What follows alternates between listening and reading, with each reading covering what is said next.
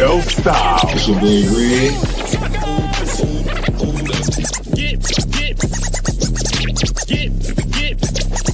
I'm loving the studio. Like, as soon as I walked in, I was like, this is it right here. I just got into my element. So I'm loving it.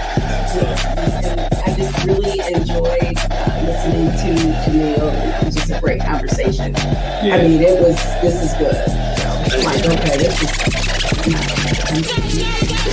Maybe we'll see after today. We'll see how tonight pans out. Yeah. We'll see.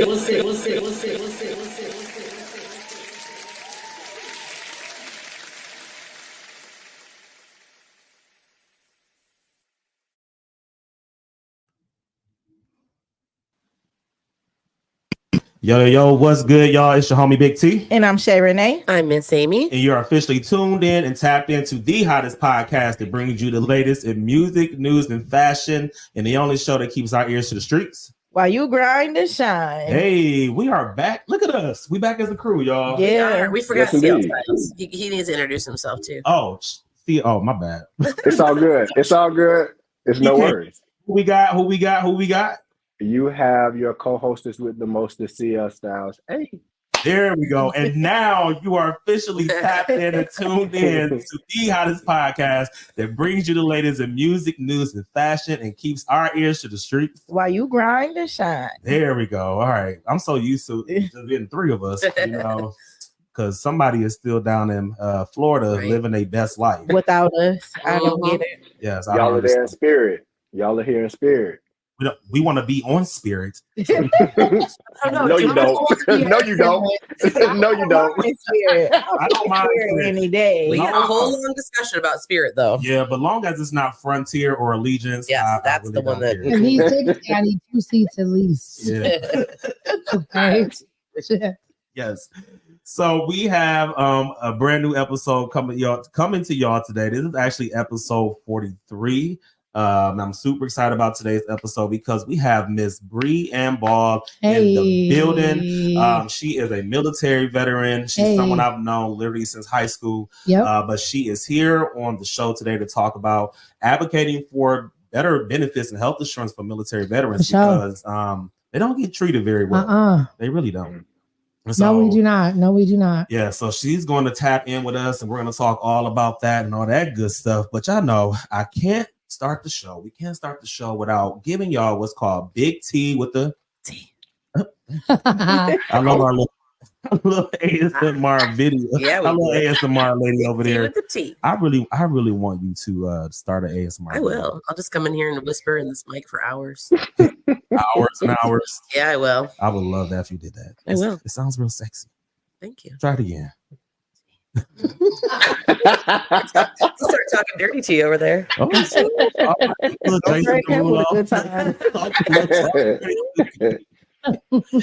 All right, so we're gonna go ahead and get into this Big T with the T because y'all know these celebrities, they keep me with job security, and let me tell y'all, it's a lot of tea that's going on. And y'all know who I gotta start with. Of course, Diddy. No Diddy. Talk about Diddy. CL Styles says no Diddy. No, we're talking No about Diddy. I know we've been hearing about him all week, but we're gonna hear some more. Yeah, we're gonna talk about Diddy. So Diddy Thursday night, and just so y'all know, all our news comes from TMZ, just to let y'all know. But Diddy Thursday night, he took his twins to hit up Top Golf in Miami. He really seemed very carefree. So it's the same town where the feds raided one of his homes earlier this week. Diddy flashed a peace sign as he left with his 17-year-old daughters, Jessie and Delilah. The girls smiled as Diddy walked behind, raising his 2 fingers. As you know, both his Miami and LA homes were the subjects of a Homeland Security raid on Monday, where federal agents zeroed in on electronics, including cell phones and computers. The feds are in the process of issuing a slew of subpoenas. They're especially interested in manifests from private jet companies to figure out who Diddy flew from state to state and out of the country. Diddy is a target in a sex trafficking probe, which is some serious allegations. And the manifest will help investigators determine if these allegations bear fruit by tracking down the various passengers and interviewing them. There have been some celebrities who have been distancing themselves from Diddy, one of them being Patrick Mahomes. He is distancing himself from Diddy as the rap mogul faces a mountain of troubling allegations with the Kansas City Chiefs superstar's social media account. He deleted any post that referenced to Sean Combs, Diddy Combs, Puff Daddy, any other names that have to do with Diddy Combs. He even went back as far back as the year 2014, where Mahomes shared 2 posts that included the phrase P. Diddy, which is what the Bad Boy founder went by from 2001 until 2004. So yeah, he went back on Twitter and he deleted anything that had to do with the words Puff Daddy, P Diddy, Diddy. Crazy. All of the above. Yeah. Diddy didn't care. He said, "I don't care. I'm going to Top Golf. Come raid my home on Tuesday, golfing on Wednesday." Yeah. So, what do y'all think about these allegations and stuff that's coming out? Here's what I think. I think that I don't care who Diddy chooses to have relations with. I don't care. And I think a lot of people are making it about that, about what he wanted to do and what was happening at parties and things that were going on. That's if it was with grown consenting adults, then do what you're going to do. When it comes to the allegations of sex trafficking, and if that's genuinely what has happened and he gets found guilty, that's serious charges and he needs to pay for that. I mean, like you that's not okay. Yeah. Not at all. Not at all. I couldn't have said it better myself. Right. Yeah. What you think, CL Styles?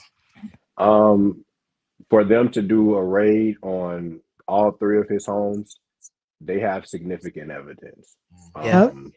Even just reading up on it, him having cameras in all of the rooms in the homes, like that's just outlandish. So for them to have and raid those homes, they got something. And I agree wholly with what Amy says. Like, if you trafficking women, people in general, like you got to sit and think about that. Yeah. Or even trafficking drugs, because that was part of it too, right? He was trafficking drugs. There was like human trafficking, drug trafficking, and all of that stuff. A lot of trafficking. And what I don't understand is you have daughters of your own. Yeah. So Right. what type of image or what type of message are you sending?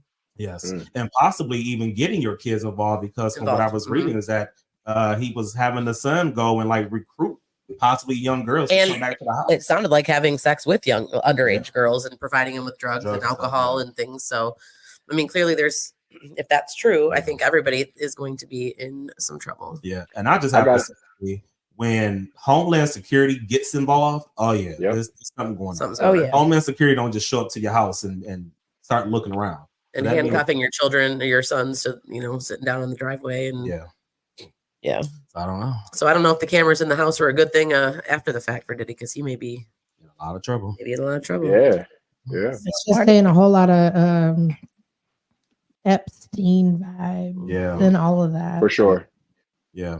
And you know what I'm not a fan of, and this could be a unpopular opinion, and it is what it is. I'm not a fan of, because I've been reading the comments on social media, and they're like, well, they weren't going after Donald Trump like this, and they weren't going. It does not matter if a person is black or white. It is what it is. If you are wrong, you are wrong. Yes. And I know in our black community, we tend to want to not hold them accountable because, like, well, you didn't go after this person. It don't matter whatever the case may be. Wrong is wrong. And eventually what happens in the dark is going to come to light. So if we know that what Diddy is doing is wrong, then we need to hold him accountable. Why would you not?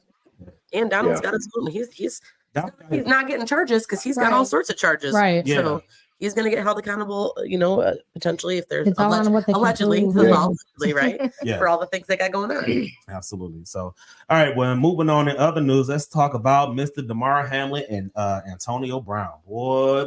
Yeah. They've been doing the strange. Is that a turtleneck or is that a neck brace? That is a turtleneck. A neck brace is wild. Turtlenecks that ain't even flipped down yet. I didn't know the chin turtleneck was. It's not. Catch me on the next show. I'm about to have a turtleneck. Oh, I see what you did there. I love that. All right, so Damar Hamlin went in on Antonio Brown on Friday morning, firing away at the ex-NFL star in 2 separate social media posts, calling AB not only a weirdo, but a burnt-out old head. The Buffalo Bills star unleashed his rant minutes after Brown responded to the prompt, a fictional character's death that you have not gotten over with, and he put a picture of Hamlin. He said, I pray God don't ever let me turn into a burnt out old head like you, Hamlin said. I used to look up to you, damn near shit sad for real. Talk about a clone, bring back the real AB. Hamlin added that he believed Brown made the post because he didn't respond to the former Buccaneers DM earlier this week. He said, I pray to God I don't ever turn into a burnt out old head like you. I used to look up to you. And he just said he wants the real AB back. And so he said that, you know, he believes that it just came from him not responding back to his DMs. And so AB has not responded back to this. AB got hurt because he slid into DeMar's DMs and he didn't reply, or what? Yeah, I mean, he slid into, I don't know what the message was, but he slid into his DMs and, you know, DeMar just didn't have time for it. And so he didn't respond back. And so with that, they said, what's a fictional character's death you haven't gotten over yet? And he put up a picture of DeMar Hamlin. That's wild. That's deep. That's wild. I think we all miss the old AB. I mean, if you're a football fan, I don't know what's happened to him over the last few years, but he's struggling. It's been a lot of weird shit happening too. You know, just his behavior has been very weird, and it just seems like now, like he's just very much just off the rocker. Yeah, and he just doesn't care. And in this sense, you know, AB, if you're watching, that was an asshole move. Because there was nothing fictional about what DeMar Hamlin went through. I mean, the whole entire world. Right. And so for you to put that picture up because somebody didn't respond back, you know, to your DMs, it's giving very much like a hater and bitter. For sure. That definitely screams that. That definitely screams that for sure. Yeah. He was going through that. I think what it was is all the conspiracy theories out there that like DeMar Hamlin, either first it was that he died and he was just like this clone. And then it was that he didn't actually die and they made it up for ratings, and I don't know. It was just a lot. I think the beautiful thing about this world is that we have like freedom of speech, but just because we have freedom of speech, it doesn't mean that we have to say what opinions we have on our mind. Like certain lines just don't have to get crossed, right? But that part. Yeah. And if you decide to use it, just be careful for the consequences that come with it. Yeah, exactly. So use your freedom of speech wisely. And also, just because you slide into somebody's DMs does not mean they have to get back with you, AB. Yeah, you're not that important. Well, clearly he feels like he is. Well, right. And if you know anything about him, that's just how he's been. Yeah. So don't talk shit about me online because I didn't respond back to your DMs. Right. Right. All right. And in last news, let's talk about Iman and Tiana Taylor. So Tiana Taylor is convinced that Iman Shumpert's relationship with the woman is having a negative impact on their children. So much that she wants an expert to get involved in their divorce. So in new court documents obtained by TMZ, Tiana's attorney asked the court to let her call on a child psychologist to testify about something she says went down a couple weeks ago when their daughters were staying with their father. Now, according to docs, the ex-NBA star had a female friend and her daughter staying at his home during his parenting weekend with the daughters. Here where shit gets messy. Tiana's attorney says they know this because Tiana saw the woman's daughter and heard the woman during a FaceTime check-in with their daughters. According to the docs, the ex-NBA star had a female friend and her daughter staying at his home during his parenting weekend with the daughters. It went so far as okay, never mind. So it went so far as that Tiana says she feels Iman doesn't need to be flaunting the fling during his brief time with his daughters. She points out he only has Junie and Rue on the first and third weekend of every month, plus a handful of Fridays. Still, she believes Iman isn't aware of how his actions are affecting the children, which is why she wants a child psychologist to weigh in on the subject for the judge in a divorce case. Now, all booze aside, Tiana's attorney additionally wants a financial expert to testify because she alleges Iman has withdrawn nearly $4 million from several shared accounts. So it's getting real messy with them.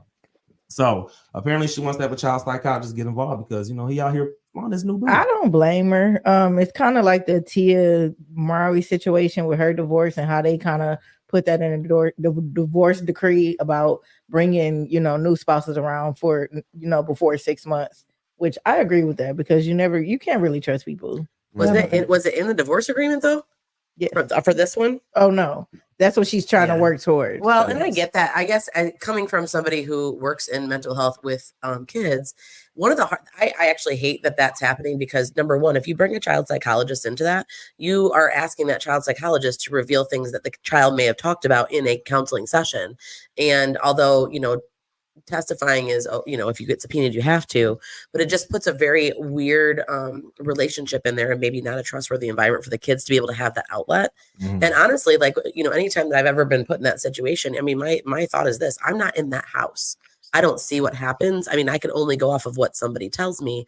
And I don't ever want to speak because I'm not in the house. Now, we could have our opinions, whether it's okay or not okay, but I just think that that's just a really bad idea. Like, get a guardian ad litem. Like, that's a better idea, because they're not held to the confidentiality standards that a child psychologist would be.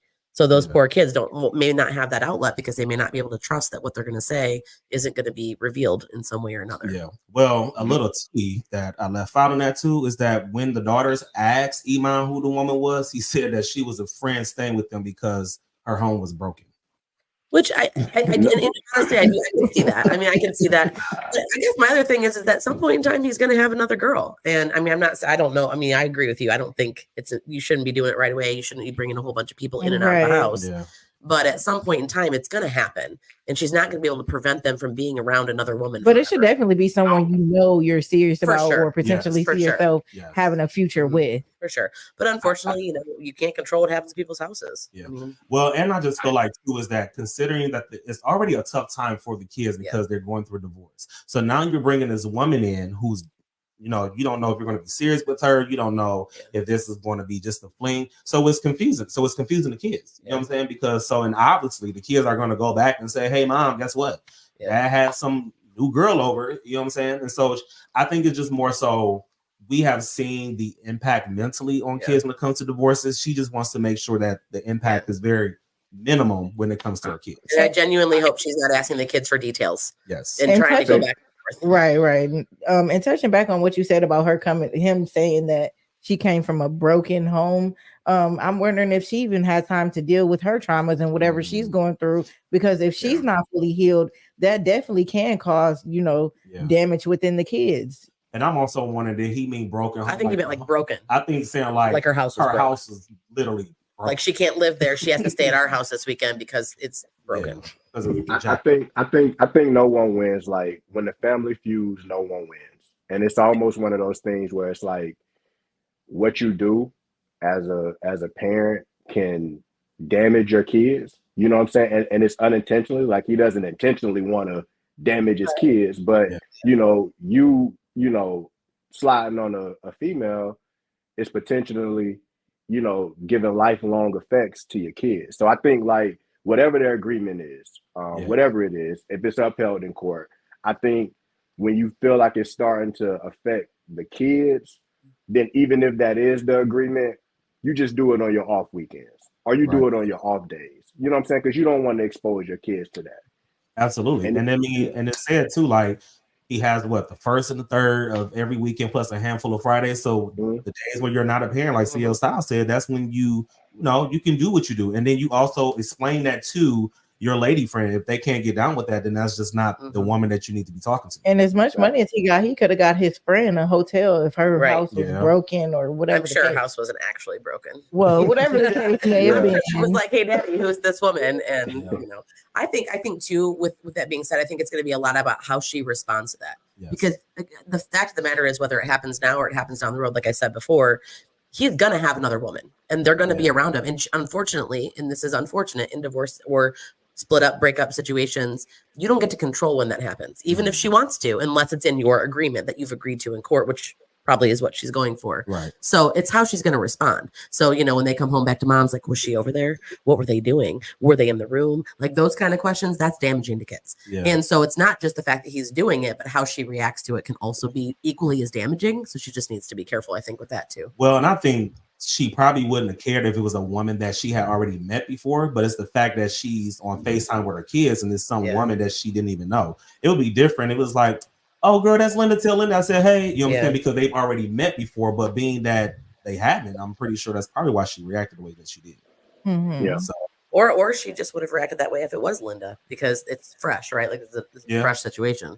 Yeah, well, I guess we're gonna see how they react in court, huh? Use your off weekends, sir.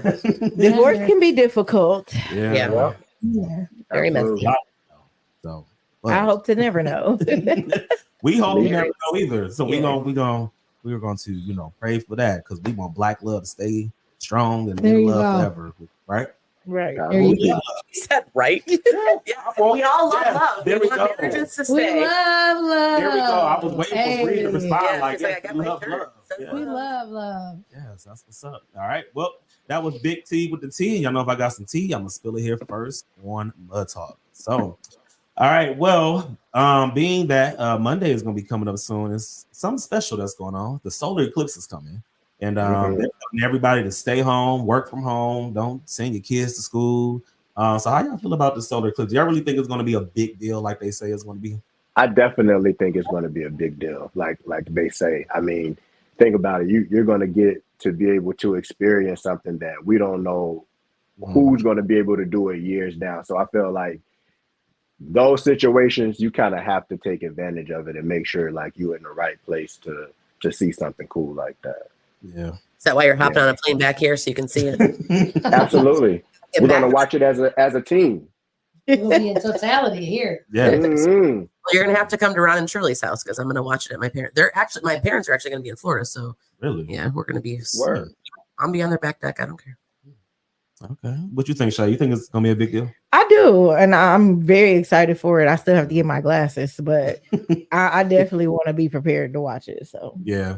I think it's gonna be a big deal. I just feel like the people who are being so extra about it, like make sure to get your groceries and get gas. And it's like it's almost like you remember during the pandemic, it was like get your toilet paper. Well, from that pandemic, I'm going to, not because I want to, because I think the world's ending. Yeah. I want to because I know when I go to the store on Tuesday and I can't find any toilet paper because apparently eclipses cause a toilet issue or pandemics or whatever else. I want to make sure that I can actually get some groceries. So I'll just handle it, this week leading up to it. Yeah. I don't know. I think it's gonna be pretty dope. I mean, I got the day off from school, so that's always a plus. Nice. That's love. Yeah. Everybody doesn't have the day off. I always have Mondays off. No. I have to work a half day that day. Oh, that's. I think I'm working that day. Nope, I have every Monday off. It's nice. Oh well, hell, you got a solar eclipse day every Monday. Minus the solar eclipse. So I don't know. I think it's gonna be really dope. I'm excited to see the solar eclipse because I don't remember ever seeing one, unless I was probably really little. You were little because I had an Aladdin backpack the last time I. Yeah, because I was a teenager. I was probably like early teens, maybe 92 or 94. So I don't remember. Were you guys even born? I don't know. I was about to say I probably wasn't born. Pepsi was Pepsi like 12 packs, 24 packs. It was still in the white, like plastic wrap, vacuum sealed wrap. Yeah. If they wasn't in the box. Wow. So that's how long. That's the last time I remember. And I'm still the oldest person in this damn room. Do you want us to get You someone still look older? good, Season. You're seasoned. Good, Thank boo-boo. you, because I definitely was a teenager. I remember it. And it was a cool memory. I will say that. So make a memory with your family because I still remember how big of a deal it was, and it was special. My parents made a big deal about it. Got the glasses, or I don't even think My parents were It wasn't together. glasses. It was like a viewfinder, some viewfinder thing. Shoebox. Yes, it was like some whole poke shoeboxy thing. Swear to God, though, they really It did. was, yeah. Like I think I made it Had a whole big, huge thing and shit. Yes. Got to look out of it a certain way. Yep. Yeah. I don't know. That'd be dope. And you can get the glasses from the library. Okay. Because Oh, cool.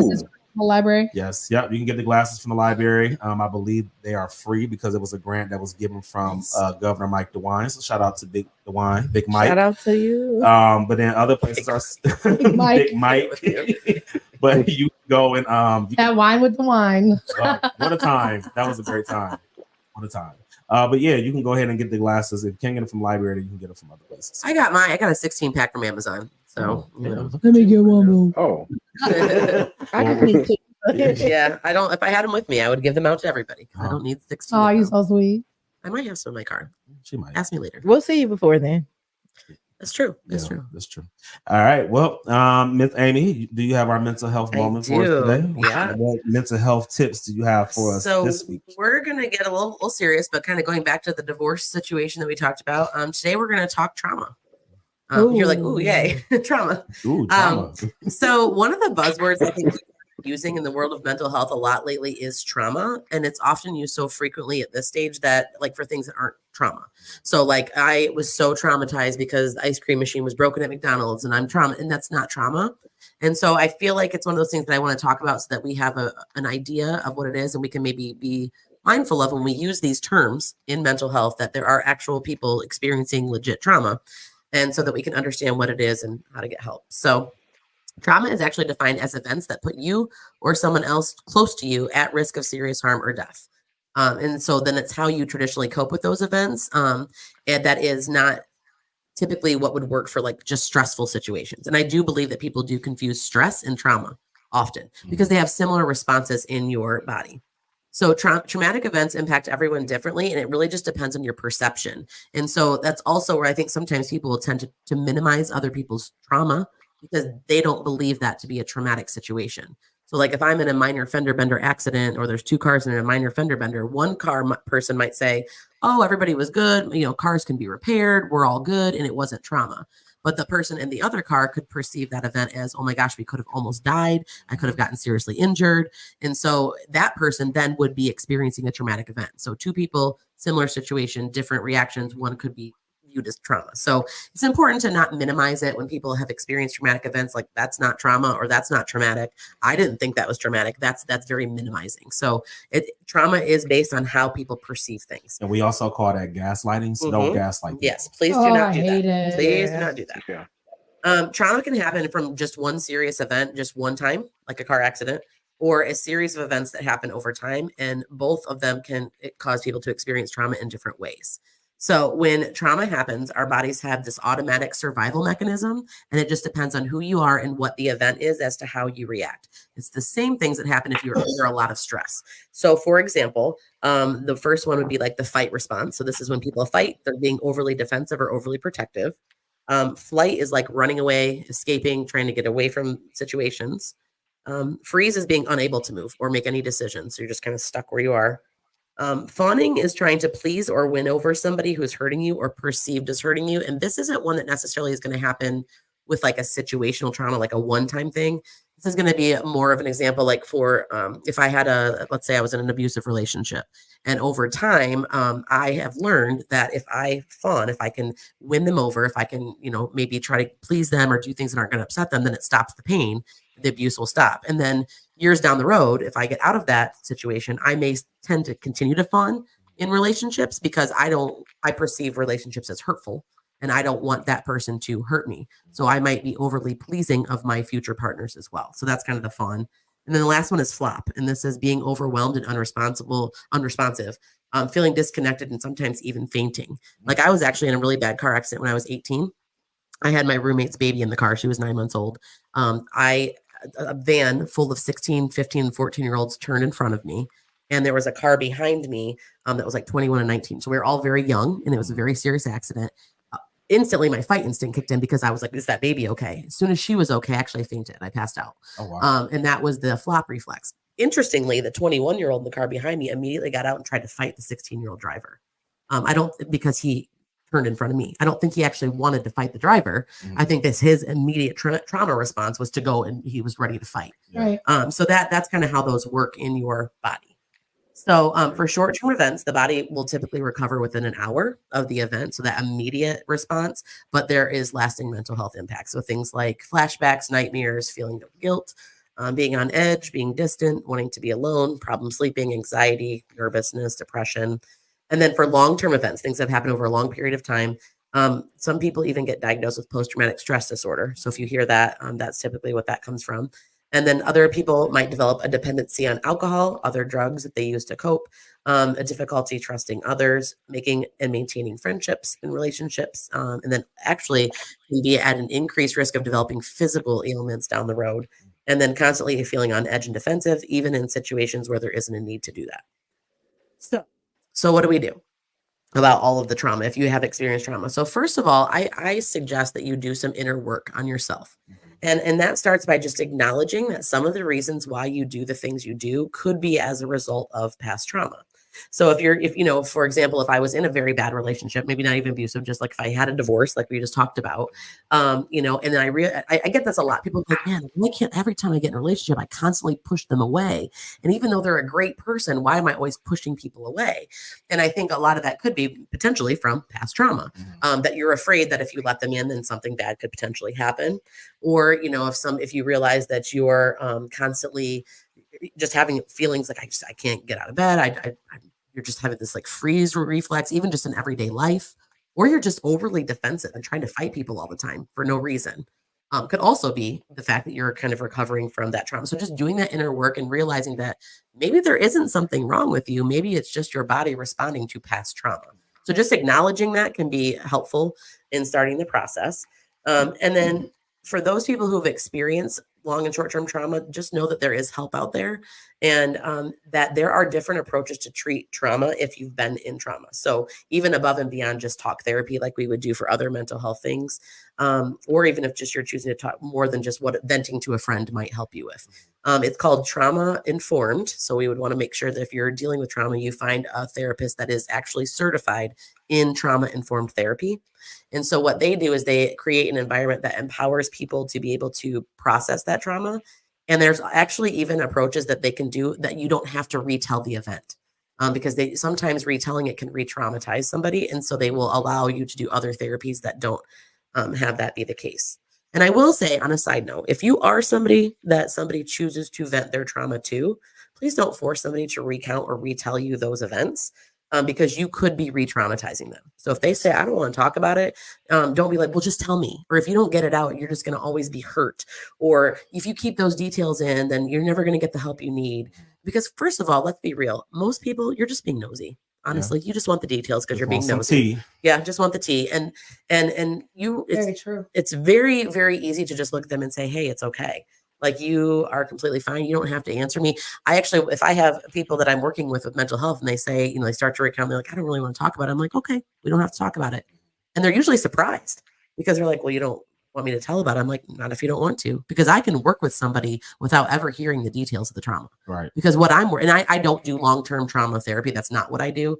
I am more like, let's treat what's going on now. So if you're needing some coping skills, or if we need to talk through something maybe later on, a couple times later, that's fine. But don't ever force somebody to tell you, just also, especially because you're being nosy. And to piggyback off of that too, if you're someone with trauma, make sure you ask for consent before you just dump your trauma on people. Yeah. So like, you know, because you never know, your trauma could trigger someone else's trauma. So be very careful about, I understand like you want to get off your chest, but ask and say, hey, are you in a space for me to tell you this right now or to handle this right now? But don't just trauma dump on people. And make sure that you're also like in a space where there's not other people around you that could hear it just casually. Yeah. You know, maybe talking about a traumatic situation in the middle of like a restaurant is not the best place, because the person behind you is, you know, they could be traumatized by it as well. So make sure you're in a safe space for everybody, and don't make sure that they're in a safe space as well. And that's what I love about like our friendship. Like if we need to talk, like Ty's always like, are you in the right space to talk? Or I'll say the same thing to him, because it's important to make sure somebody's in that space. Absolutely. Right. So as I always finish these segments with, trauma's no joke. You know, make sure that if you've experienced trauma, that you have the ability to get the help you need. If you go to ask and find a therapist, ask for somebody who is trauma informed. NAMI, which is the National Alliance on Mental Illness, they do have local resources that they can provide to you wherever you are, because I know some of our listeners are, you know, local and global and national. So it is a national in the United States, a mental health alliance, and you can get online, or you can call a number and tell them I need a trauma informed therapist in this city, and they'll be able to give you those resources. If you need somebody right away, you need to talk to somebody about it, you can call 988. That's going to connect you with, and that's nationally as well. You can text 988 and just get connected with a mental health professional that not only can hear you out at the moment, but also then will connect you with resources as well. And so I guess just to kind of finish, remember, every single person in their life will experience some sort of trauma. And that's every single one of us, whether it's a single incident or whether we've had long-term trauma, some of us more than others. So just remember, you're not alone, and it does feel lonely, but we've all had trauma. It might not be the same trauma. We've experienced trauma in our lives. So just make sure that if you have, the thing about trauma is you can recover from trauma. Absolutely. So that's the thing about it, is that you can, and it's just a matter of figuring out what's going to work for you. You may not need therapy, But I would recommend everybody go that route, especially the trauma-informed therapist, if you're starting to realize that you need to process through that. Yeah. So that's my mental health moment. Well, thank you, Miss Amy.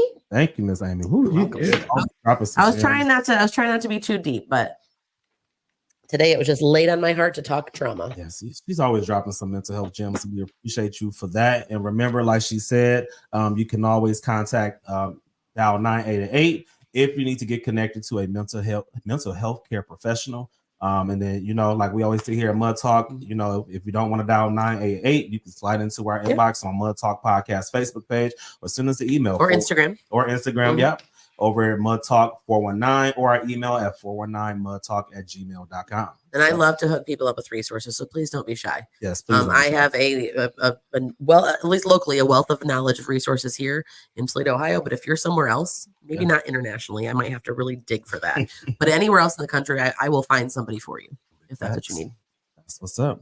All right. Well, she's not the only one with some tips. So why is this about to be so opposite of what I just did? I just saw that smile. He just said, she's not the only one with some tips. And also, I like to come through what I call the New Living Translation version of our mental health tips. And so, because some people are nice, so give it to them raw. Just give it no Vaseline. So I want Vaseline. Lube at least. Can I get some saliva? I'll take it. Yo. Man,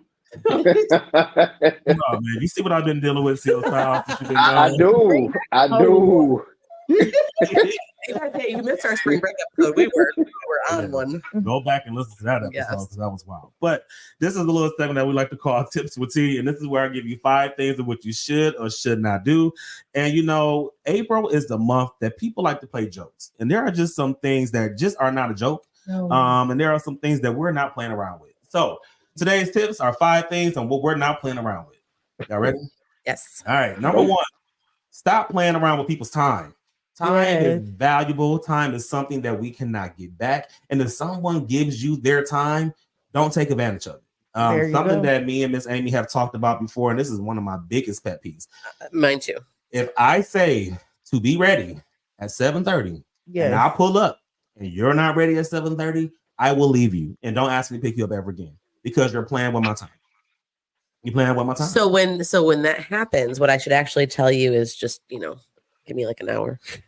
I mean, hey, do what you need to do. Just be ready by 7:30. Yeah. So people's time is very precious, and it's not even just in the sense of picking people up, but even if they going out to dinner or just whatever they give you time for, stop playing around with people's time. I like to be on time. I hate being late. It messes with my anxiety the whole time. I'm on edge. It's just I prefer to be on time, if not early. So, like you said, especially if I'm the driver, I don't rely on you. Hello. So if you're not ready when I say be ready, or when I'm ready to walk out the door, then you might find yourself finding another ride. Yeah, I remember when my son was about, what was Marquise then? 17, maybe 17. He was in high school. And he needed a ride to get to school. And I told him because at that time, his school started before mine. And so I was like, look, I have to be at work at this time, so I need you to be ready at this time. And I remember I pulled up and I was honking the horn. I called and I pulled off. And he was like, Dad, why you leave? I said, because you know my rule. Right. If I say be ready at this time, that means be ready at this time. Well, I was just playing them, and that's why you got left, because you was playing. So after that, Marquise has learned to never be late when it comes to, if I have to pick you up, you should be on the sidewalk. Don't make me sit in your drive. Sitting on the curb. You need to be sitting on the curb. And so it's funny because now that he helps out with programming, and we had these discussions. And I remember one particular time, one of the kids was like, "Hey, Mr. Ty, can you come pick me up?" And he was like, "You better make sure you're outside if my dad comes." Like,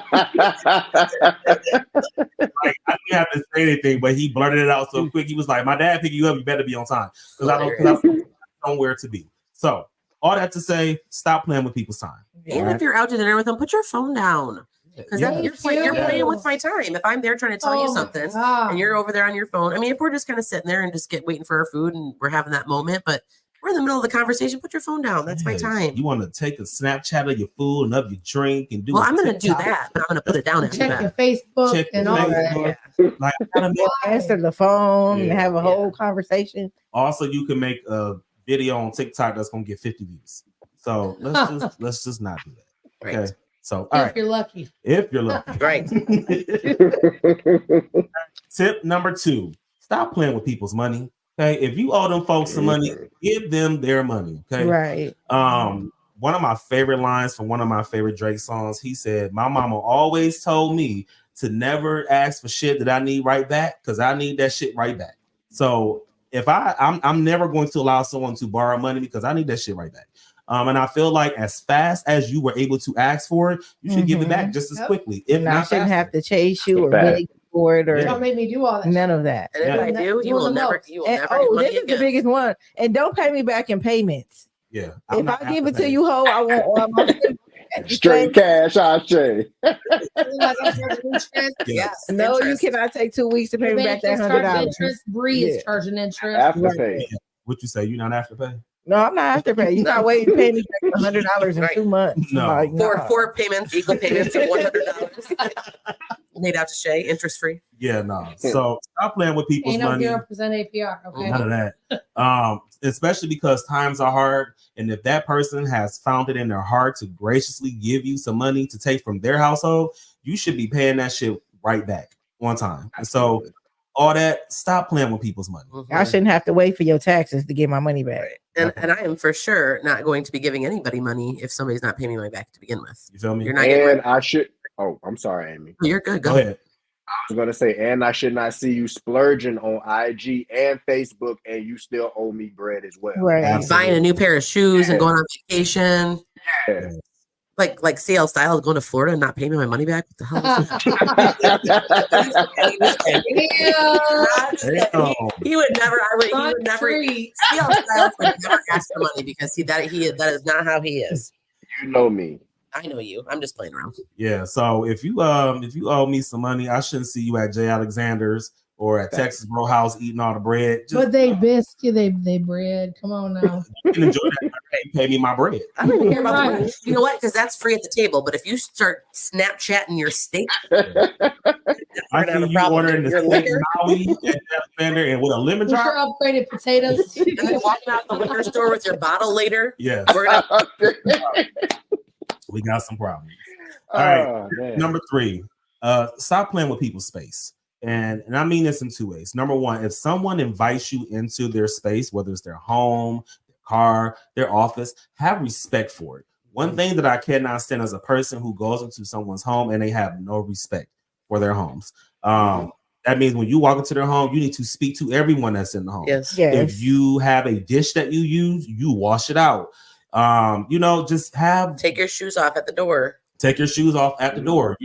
Just respect people's space. Don't just walk into someone's house and not speak and just open up their refrigerator and cabinets, and have respect for people's space. And I feel like, sometimes people get a little too comfortable and we have to check them. We have to say, look, don't just come into my house Right. and not speak. Or your car. Like, don't get in my car Yeah. ashing on the floor, leaving Yeah. your papers all over the place, or Turning your up my music. trash, and Yeah. take your phone up to my music. Like, I Oh, want to no. drive and hear your or lighting up in my car to begin without asking. Yeah, Or even just like that hitting a vape, even if it doesn't smell like, just Yeah, ask. just ask. Just have some Yeah. courtesy. Yes. And I also mean respect people's space in the sense of, if I tell you that, say if it's a relationship or a friendship, and I say that, hey, we need space, I need you to respect that. Like, don't call my phone and text in. And if I say that I need space, I need you to respect that. Okay. Mhm. So, just have respect for people's space. Okay. Yep. People are getting mad because people are not reaching out to you or whatever. Like Yes. people have their own lives. Yes. People have personal shit going on. Mhm. Yes. It is what it is. Yeah. And sometimes they just literally do not have actual time Yeah. to get to you or actual headspace Mhm. to get back to you. It's something personal. Yeah. Yeah. And that means don't just pull up to somebody's house without asking. Like, you Right. just bring Oh, I it, hate what that. the hell? I will leave you standing on that porch. I don't answer my door Yeah. because the only time I If answer I'm my not door, expecting somebody, no, because if I do, Amazon can sit there and wait. yeah, I'm not And I answering. know you're coming. Leave it on the door. Yep, I'm not answering it. Mm-mm. because I don't know who it is, and if I answer it, it's probably going to be somebody trying to sell me like religious things, which is fine because I do love Jesus, but I hate them. And then they come in and they're like, "Do you love Jesus?" I'm like, "Yeah," and then they stand there. Yes. And then if you're behind them, showing up at my house, like, hey, you know what? I actually was watching a show about Jesus, Right. and you're just did you calm down? All right, tip number 4, and this is like, you know, really on a serious note, but stop playing with people's mental health. I don't think that people understand that sometimes their actions affect other people's mental health. And so therefore we need to be mindful. We got to stop playing around with people's mental health, and we need to start being mindful of our actions. And if someone tells you like, hey, what you did really ticked me off or it triggered me or whatnot, respect that. Don't be an asshole and do it again the following day or the following week, you know? And so I really want people here in 2024 moving forward, stop playing with people's mental health. There have been people who have done some horrible things because of other people's action, because they affect your mental health. And so in 2024, stop playing with people's mental health. And don't put me in situations you would be uncomfortable in. Exactly. Yes. So especially because you don't know, like what Amy said, you don't know what kind of trauma I have. And so you're putting me in situations that could trigger that trauma. And so therefore, stop playing with my mental health. Stop doing that. And remember that, like I kind of start off my segment with, hey, if somebody says that something's traumatic, it's traumatic for them. Yes. You know, don't doubt that, or don't doubt that somebody's. Yeah. Like, oh, really though? Yeah. Well, you don't seem depressed because you're smiling all the time.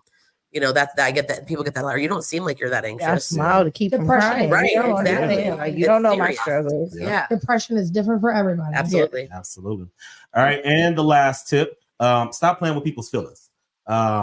If you really like somebody and you really feeling them, say that. But stop playing with people's feelings. If your intention is just to have sex, just say, I just want to have sex. If your intention is, I'm gonna have sex with you, but I'm also seeing somebody else on the side, just say that. But stop playing with people's feelings. And people need to be so just understanding of that, because one of my favorite songs that I love is by H-Town, Thin Line Between Love and Hate. And they said in that song, they can do some things that can really hurt you one day, because she keep on crying, but she keep holding it inside, but she really might hurt your ass one day. Why? Because you was playing with her feelings. And that goes for both male and female.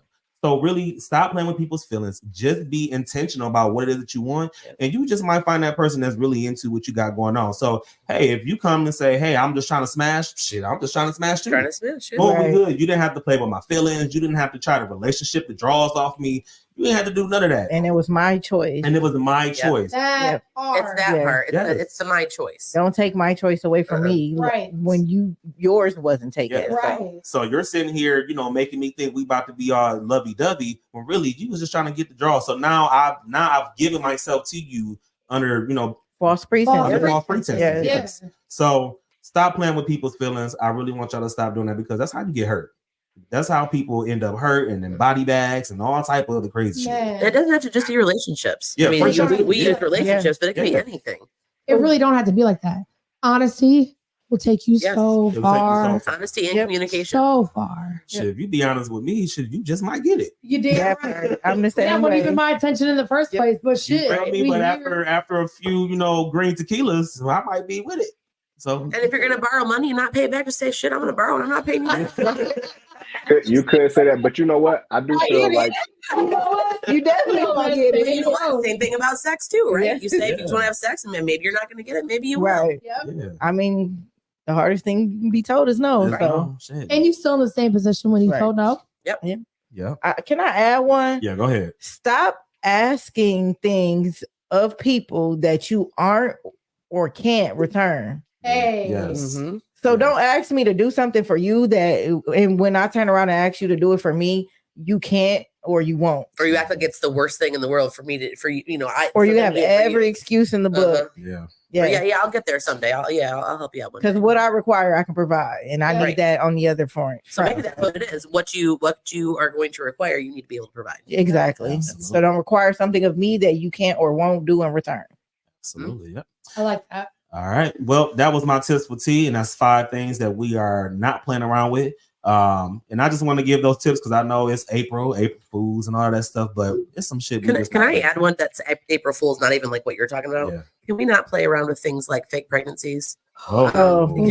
That's a huge trigger, like in fake, you know, relationship things and fake all of the above. Those anything. those are triggers. And so April Fools can be fun, like silly jokes, but when you're talking about things that can be triggering for other people, let's just avoid those April Fools. And not everybody like jokes. So right. Not everyone's in that same mindset. Right. Yeah.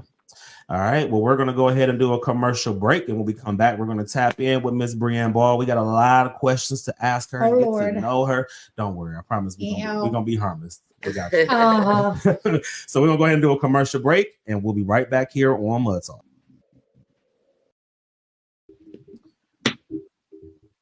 Yo, what's good, y'all? We are back here on Mud Talk. I want to say, first of all, thank you to everybody that always tunes in and taps in with us each and every Friday night, whether you're listening live on Facebook or on YouTube. And we want to say thank you to everybody that taps in with us on all streaming platforms, whether you're on Apple Podcasts, iHeartRadio, Sirius XM Radio, Pandora, or wherever you stream your favorite podcast.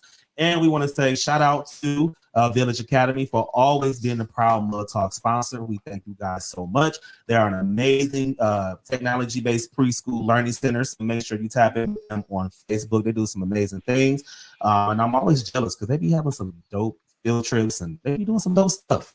Good food, fun learning activities. Yeah, because them lunches, yeah, they look so good. Yeah, I'm gonna have to come up here one day, just act like I was coming to do something. You got to play for me.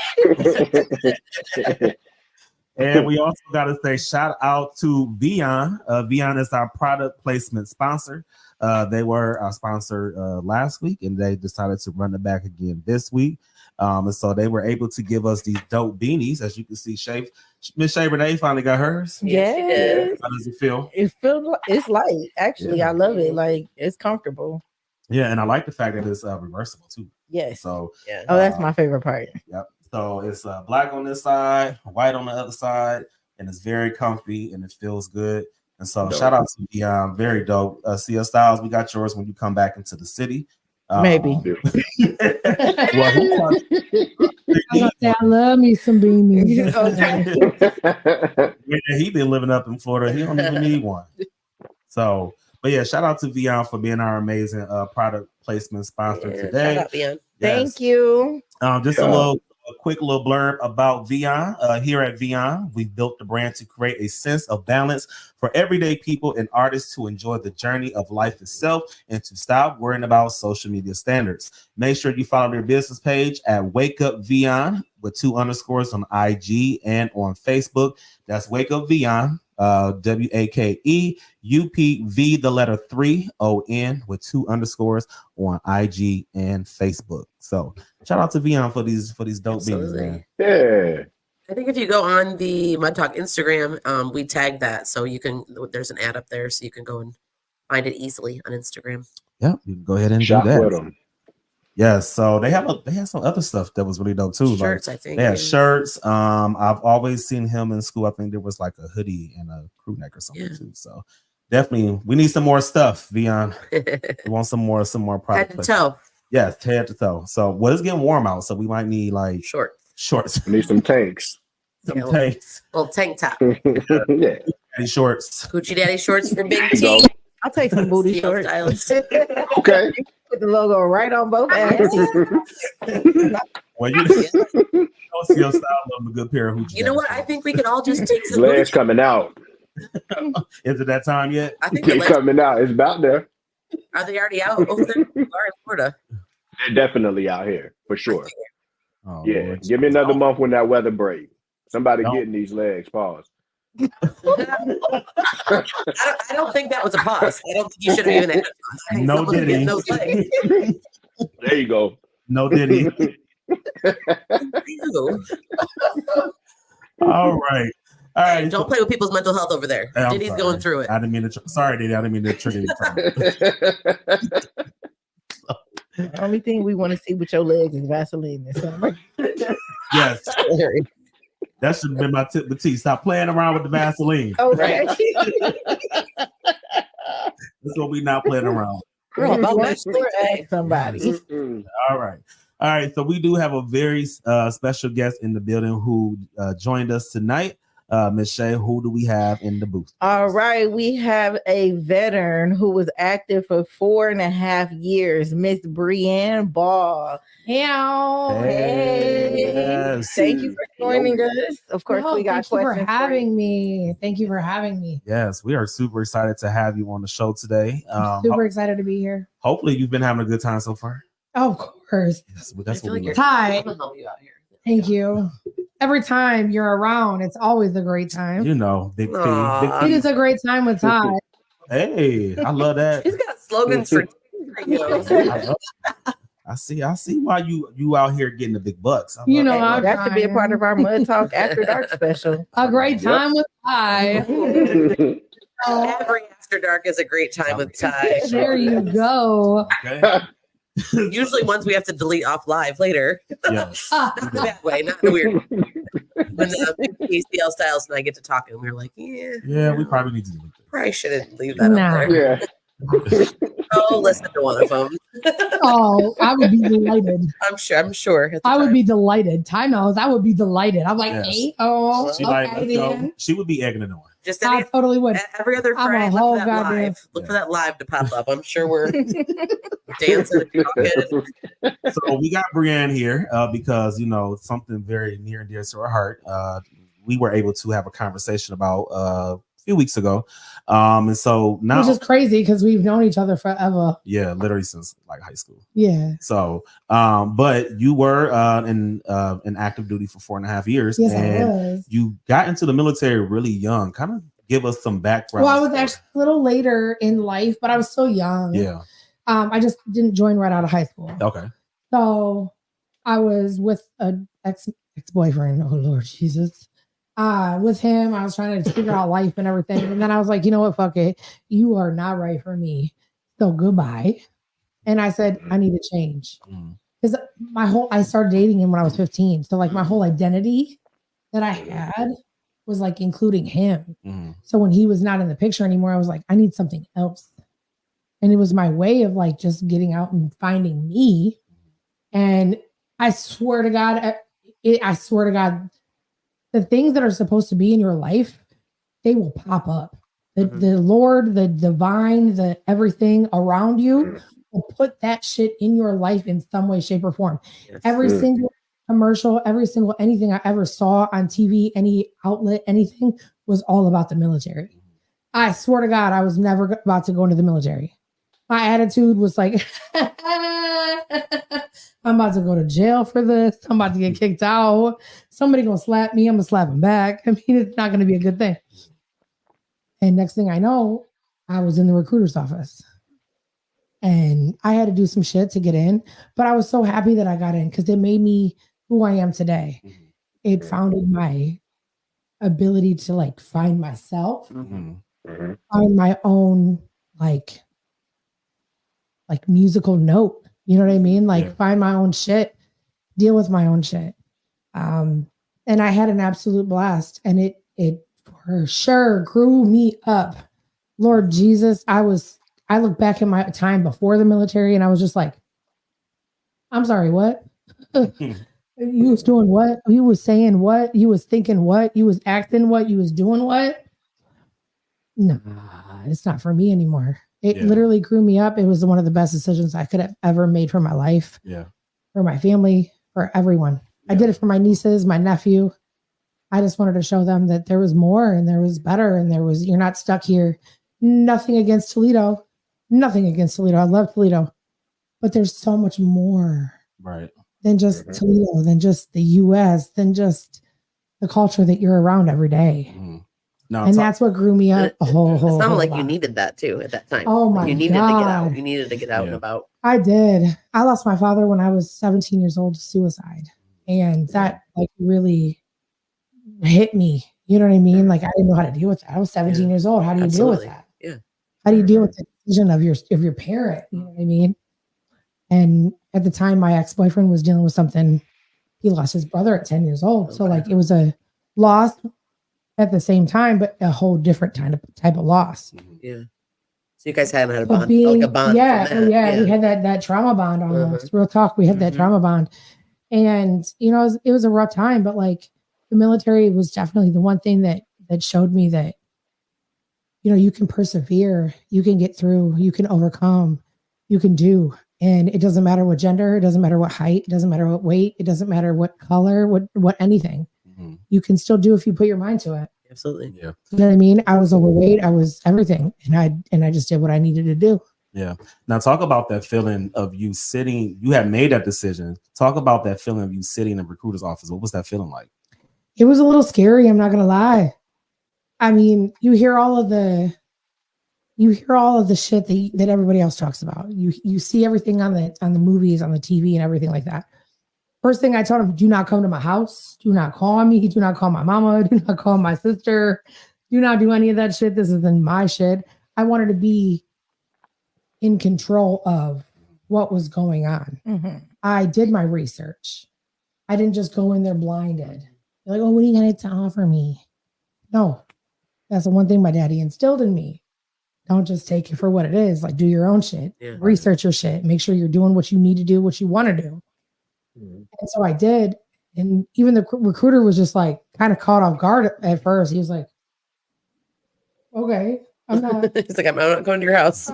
I wasn't planning on it. But like, if you don't want me to, I really won't now. Yeah.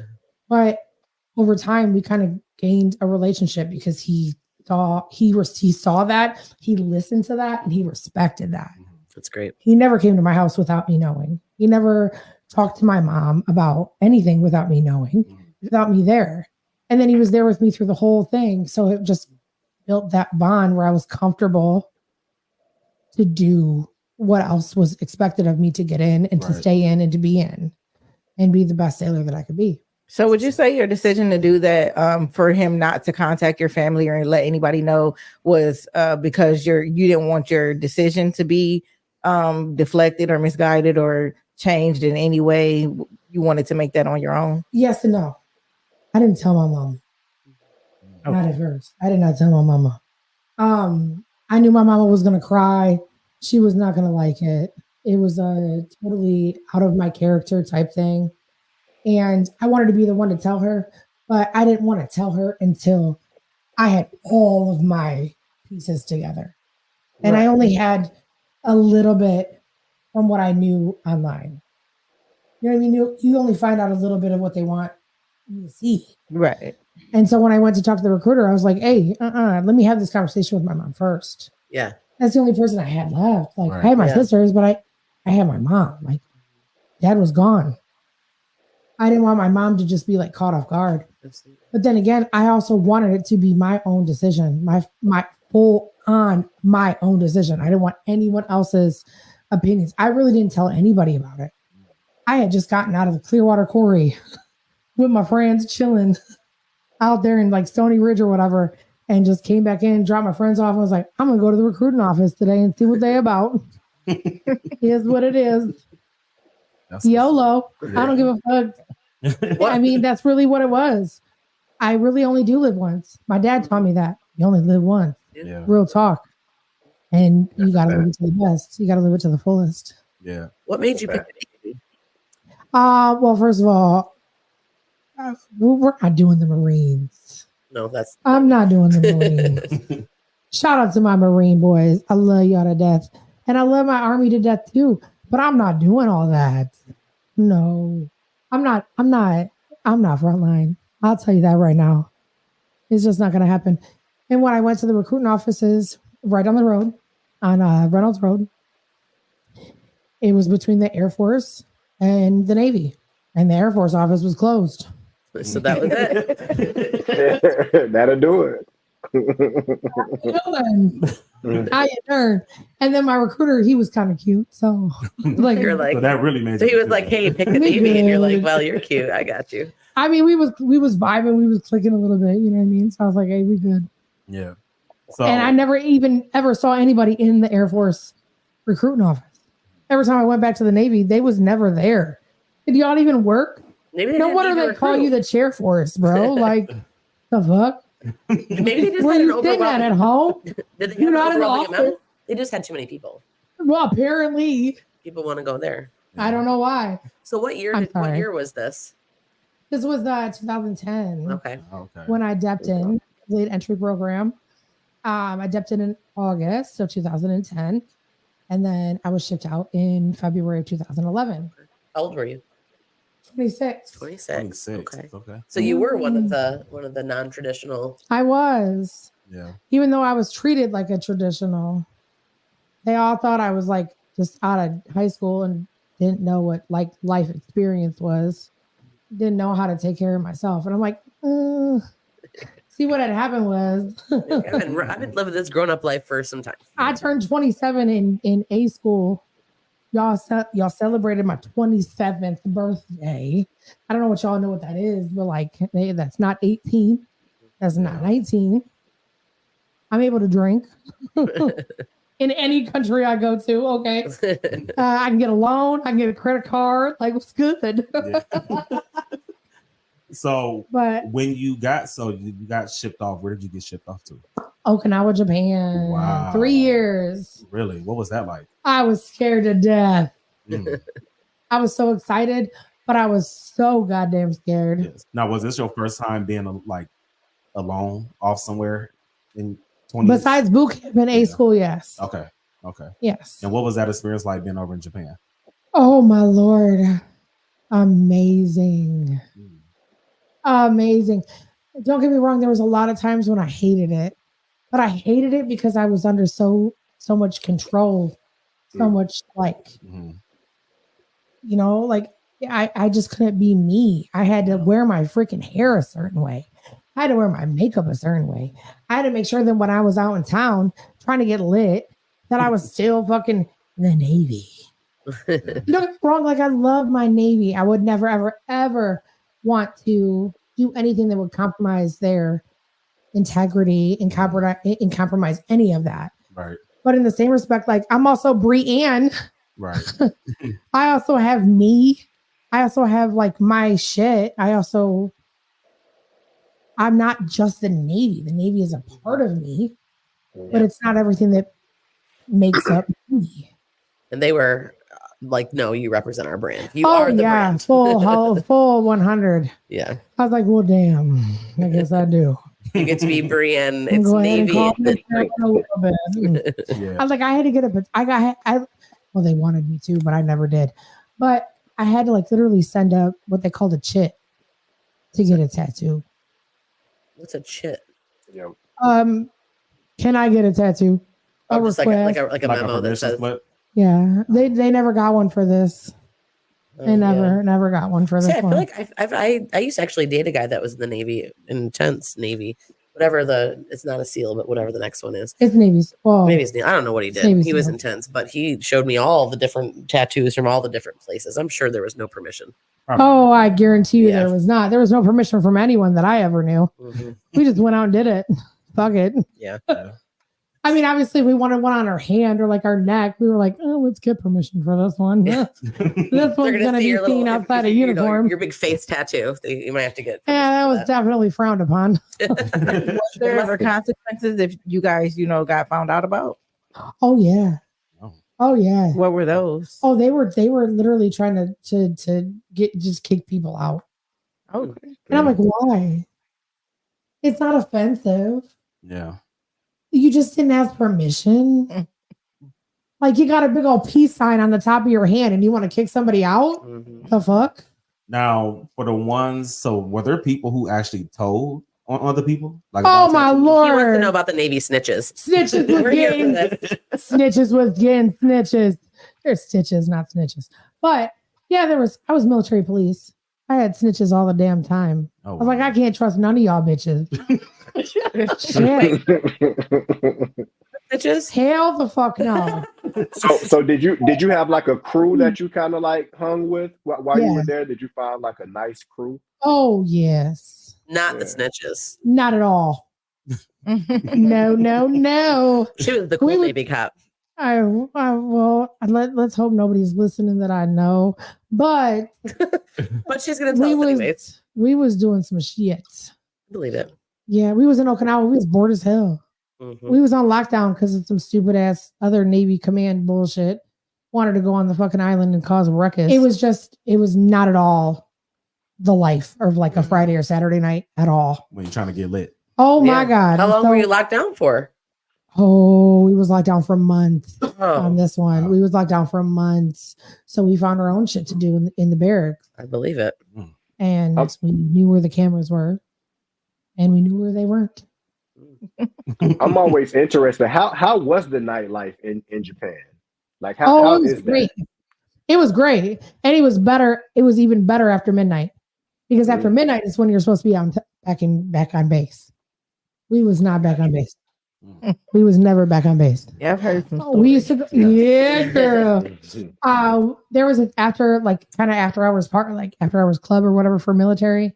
We'd go there. And then when Shore Patrol was around and like kind of outside of the club or whatever, the whole club would kind of like calm down a little bit. Like we were still partying in the club. Mm-hmm. It just wasn't as loud. It wasn't as bright. But like we was still good inside. And then as Shore Patrol left, shit, it was back on and popping. Yeah. Look out for that. Was there somebody out there like that kind of like whistled? The bar, the people at the bar, they didn't want to close. They didn't want if they closed down at midnight, literally like 3/4 of their patrons would be leaving. Mm-hmm. Yeah. They did not want that. So they had somebody outside as their and lookout. it was like off skirt. It wasn't like right on like Yeah. gate 2. It was off a gate 2. So like we could do that. Yeah. Or we could go down to Naha, which is like an hour drive. But then you risk driving back home and you're being drunk. You don't want to be all that. Yeah. Oh my God, when I was standing gate though, oh my God. You know how many women I saw jumping out of the damn trunk? I swear to God. Trying to get on base. I'm like, oh my God, you really jumping out of a trunk just to get some ass? Yeah. They sure were. You really doing this? Yep. Everybody needs that. With the guys, I'm like, you got all kinds of women on base already that can get on with no goddamn problems. And you doing this shit? It's different ass. Exciting. Yeah. Foreign shit. It's the foreign stuff. It's the foreign. Mm-hmm. It's the foreign. Girls. Everybody needs a little foreign in their life or something. I don't know. They must have because they were in trunks. I didn't want. Just saying that. I want any part of the foreign. Nope. So that you never had any foreign love? No. Most of them carried better man purses than I was carrying, so I didn't want them. You said that's not my type. Man purse. I ain't got no type, but that was not my type. Okay. No, that's a hard pass. No, it was not happening. It was wow. So you were there for 3 years and no foreign love? No foreign love. But base love. Oh, I got some base love. She got some base love. That base love hit different. That base love hit different. I got some base love. Base love. Yeah. Okay, I got some base love. Well, you don't need foreign love if you got base love. You're damn right. Is that or man purses? Lord Jesus, So you went to Japan, and when did you make the decision that I've had enough of the military? It's time for me to basically do something else. When I just kept getting treated like a female in the military, junior ranking that was faking shit, even though my problems were real. I have a herniated disc between my L4 and L5. And for the first 6 or 7 months that I was dealing with the pain, after being put on all kinds of medication, after just going through the hoops of everything, yada, yada, my doctor finally gave me an MRI. And then when he came to read me my MRI results, the very first thing, and I kid you not, I will never, ever, ever forget this whole entire moment of my life. I sat in that man's office, and the first thing he said to me was, I have to apologize. Because when a junior ranking female sailor comes in my office complaining of back pain, I automatically think she's faking it. Wow. And I had clear MRI results saying I had some shit going on.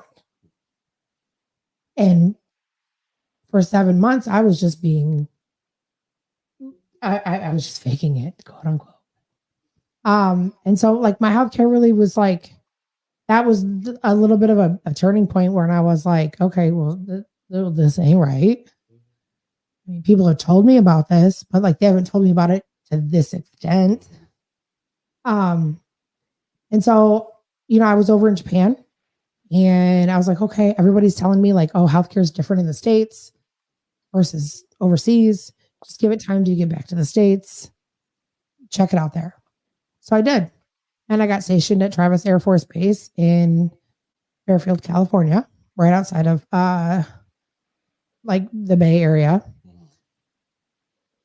And it wasn't any different. At the base. Yeah. Mm-hmm. I didn't actually get told like, oh, well, you're faking it or whatever. But when you get the side eyes, when you get the bullshit, you already been through the bullshit, but now you're at a new base with a new doctor. So the new doctor wants to send you through the same old bullshit that was before. And you're like, dude, I've already been through all this shit. Like, this is a serious fucking problem. And I just had a lot of people just kind of looking at me, and my command was looking at me like, oh, you're just a female sailor. You're just one of those stereotypical female sailors. You don't want to do something. Now your back hurts. I got a period cramp. Wow. You know what I mean? Like, that's literally how it was. That's literally, and I'm ashamed to say, but that's probably still how it is. And I'm not saying that there's not, unfortunately, bad seeds. There's bad seeds in every profession, every single profession out there. You cannot pinpoint one profession which is more bad than the other. But in the same respect, you can't have that automatic look upon every person that might fit in that category. Mm-hmm. You can't, like, period. Every person is different. Right. It doesn't matter. That goes for all kinds of different categories. You know what I mean? Like, you can't you got to look at every individual as an individual. Right. But it's a male dominated profession. And I think that's what it's a male dominated profession, the military as a whole. Yes. And then I was also in a male dominated rate. Okay. Military police is male dominant. Yeah. I was very much not at all. I was just a gate. I was just a gate sentry. Even though I was the very first junior ranking sailor, they got all of her quals in a very short amount of time. I was the first one to be an armory. I was the first one to be a patrol supervisor as an E3. And I got all kinds of awards for it and everything like that. But at the end of the day, the command didn't care about that. You were just the female that was going to be the gate. Yeah. Yeah. And Women's History Month, we don't like that. And there was a whole bunch of men in there too. They were like, oh, whose dick is she sucking? Mm-hmm. Wow. You know what I mean? I heard snide comments all the time. Let me get her some new knee pads. You know what I mean? Like, that's real shit. Yeah. That's real ass shit. Mm-hmm. And that's when I kind of realized, like, I don't want to be a part of this anymore. Yeah. I wanted to do 20 years, but I didn't want to be a part of that anymore. Yeah. Absolutely. And it's sad to say, but I just did not feel like I had enough behind me that I could literally make a change in that. You'd be fighting the entire military. I would be fighting for the rest of my life. Yeah. And I was already tired of fighting it. Yeah. Mm-hmm. Now, some of those people who have made comments, have they ever reached out to apologize? Or hell no. No. They probably didn't think they were doing anything wrong. They probably still don't. Yeah. It's the culture. I was about to say, it's probably the culture that was created. Unfortunately, it is. I have seen certain things where they're trying to change the culture, trying to change a mindset, this and the third, but I don't really see it happening, unfortunately. I see it happening. I see the whole, like, you're a female sailor, you're a female in the military, you're a female in the healthcare system complaining of back pain. Just lose weight. Wow. Do you feel like it? Just lose weight. I mean, that's not just in professions. That's in anything. Yeah. You know, if I actually just had a doctor's appointment this last week, and he was like, your cholesterol numbers look really good. And I know I've gained a little bit of weight since the last time I was there. He's like, what do you eat for breakfast? I told him my entire menu. He's like, well, you're like one of the healthiest eaters that's been in here all day. And I was like, right. So let's talk about my premenopause. That's really what let's talk about the fact that I'm at that age where my body hates me. I mean, literally. Yeah. Like, my body is not the same as Shay's. My body is not the same as yours. My body is not the same as every other fucking woman walking this goddamn earth. Yes. Do not categorize me as that. Period. Mm-hmm. I've done many, many, many things to try to conform to what you're telling me to do. Mm-hmm. It's not working. Yeah. I have a herniated disc. I have rotation in my hips. Why don't you focus on that problem? Right. Instead of just putting me in this category Yep. of I'm just a woman and I'm overweight and just walk. Yeah. Yeah. So Bitch, what I would. Right. Yeah. The Right. fuck? You have a question, CL Styles? Yeah, I was going to ask you, right? Like, clearly there needs to be change. So, what do you think would be a change agent for that? Like, do you see that happening first? And what do you think will be a change agent to like get that respect level on the same level? I do see it happening, but I see it happening way down the road. It's going to start at training. It's going to start at where they're in there learning how to talk to patients, learning how to talk to different patients, learning how to realize that not every patient is the same, period. Just because you show this, and this, same thing as your last patient, doesn't mean they need the same follow-up care. Doesn't mean that they need the same medications. Learn from their family history, take an account of their family history, take an account of what they have been doing, and realize they're actually putting in some fucking effort. Well, that's a change, but that's in the whole healthcare system. Oh, 100%. You'd have to change. You're looking at not just the military, but that it's in the whole healthcare system. Yes, it is in the whole. That's got to be a mindset that changes altogether. 100%. I was a victim advocate when I was in the military, and I taught classes on what no meant. Literally, like, what does no mean? And that was starting to really like frustrate some of my senior command because they were like, I didn't know this before. I'm like, well, this is what it is now. People cannot give consent if they're drunk in the military, period. Doesn't matter. It's not happening. Like, just don't fucking do it. Right. But it starts at that training course. It starts when they're learning all the information because that's their knowledge base. You know what I mean? When they're already taught that, when they already learned that, and they're already like practicing that, it's very much more difficult to change that mindset. Anybody feel targeted? Like when you were talking about consent and like kind of come at you about it, because you're like, this is consent. And clearly they're like, well, I wasn't doing that. Yeah, no, I had a lot of my senior command like looking at me like, we need to talk to chief like this, like who? Because I was an E3. I wasn't even a petty officer yet. I was an E3. I was 2 grades up of a E1. A piss on is what we called them. Like, I mean, you're the lowest grade. You know what I mean? You were a peon. That's literally what I mean. You're literally the lowest grade. Wow. I was 2 steps above, and I was teaching my officers in my command about that. No means no. About consent. Yeah. And they were like, we need to talk to chief about that. Why? That's crazy. Wow. I'm the one teaching the class. Why does it matter? Yeah. I'm the one knowledgeable. Because they didn't like the no means but no. I'm a woman. And you're telling them about what consent is about. Exactly. Wow. Yeah. And they probably it was crazy. Didn't like to hear the word no. That was You're damn right. For lots of things. Oh, that's a whole nother ball game. Ignorance is not an excuse. Oh God, no, it is not. That's why I was so adamant about being involved in that, being involved in victim advocacy, not only just for the victims, but trying my best to like get that out there and be like, yo, I'm telling you right now, you keep doing this shit, it's not going to work out for you. Right. And you got to realize what it's like for the other person.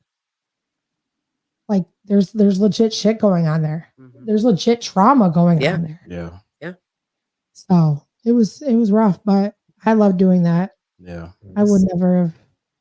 I still would never ever take that back. So one of the things that you're very passionate about is making sure that veterans get the proper health care once they, decide they want to leave the military. Kind of tell us more about that.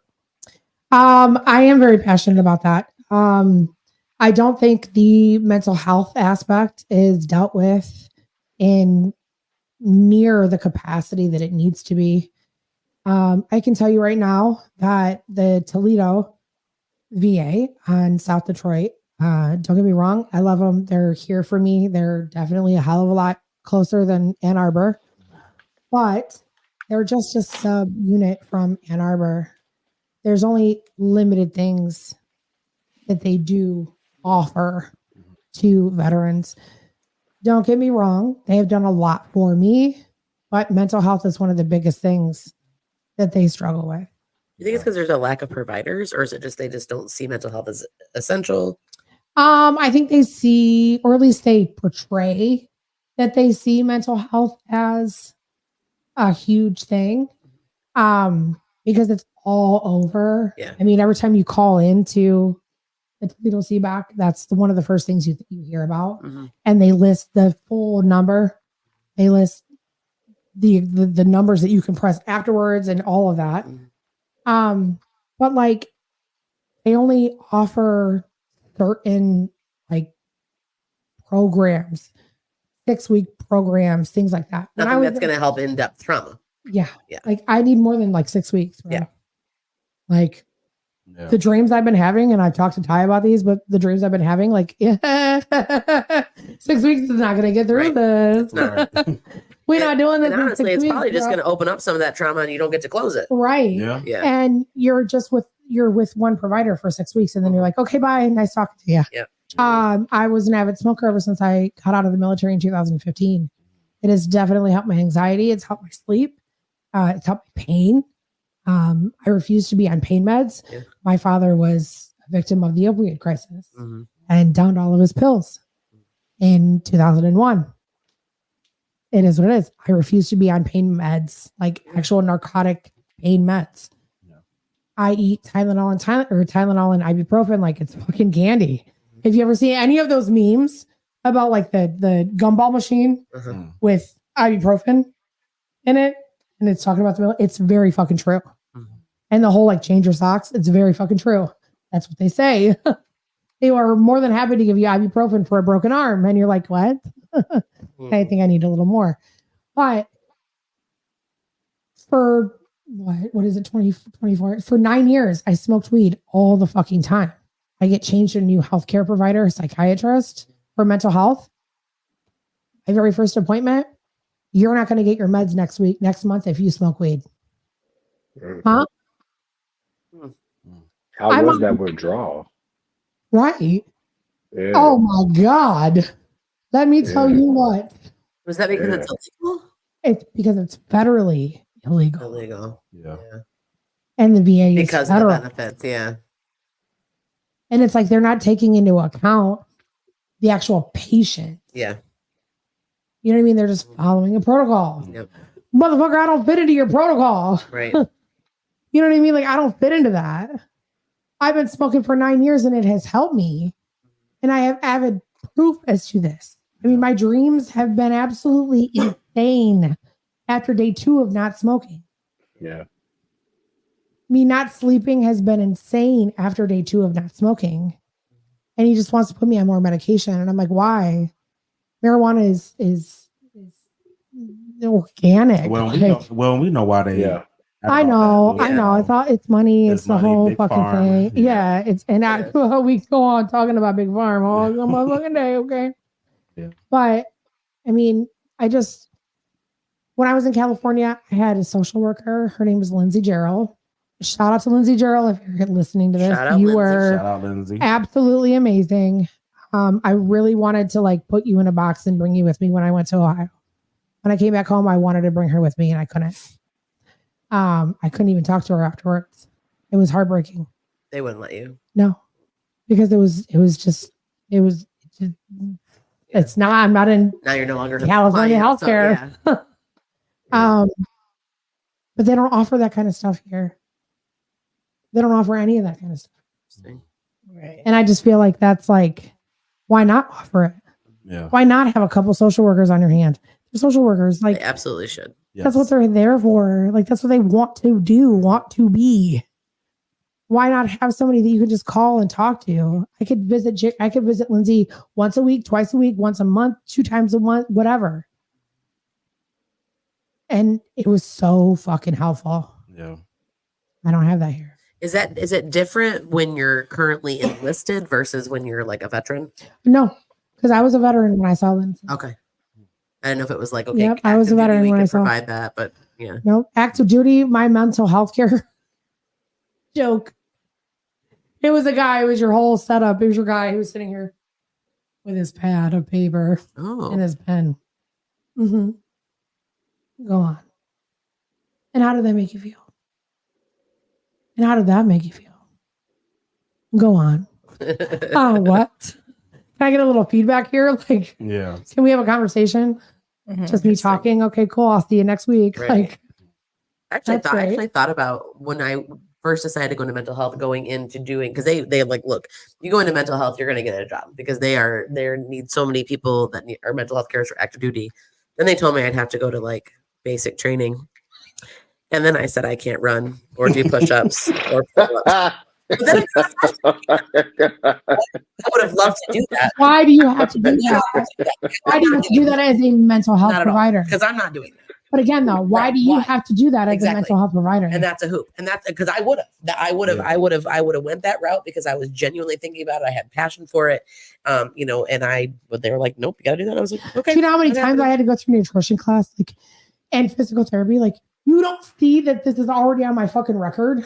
Yeah. Like, get the fuck out of here, dude. I'm just trying to understand, why would you need to go to basic training as a social worker? It wasn't. First of all, let me just be very clear. Social workers and counselors and psychologists are yes. very different. Yes. Social workers, I love our social workers. It takes a lot less education to be a social worker. It does. And licensed. You have to to be a counselor, it's master's level, and to be a psychologist, it's doctorate level. Okay. And so I already had a bachelor's degree, so I did not need one in social work.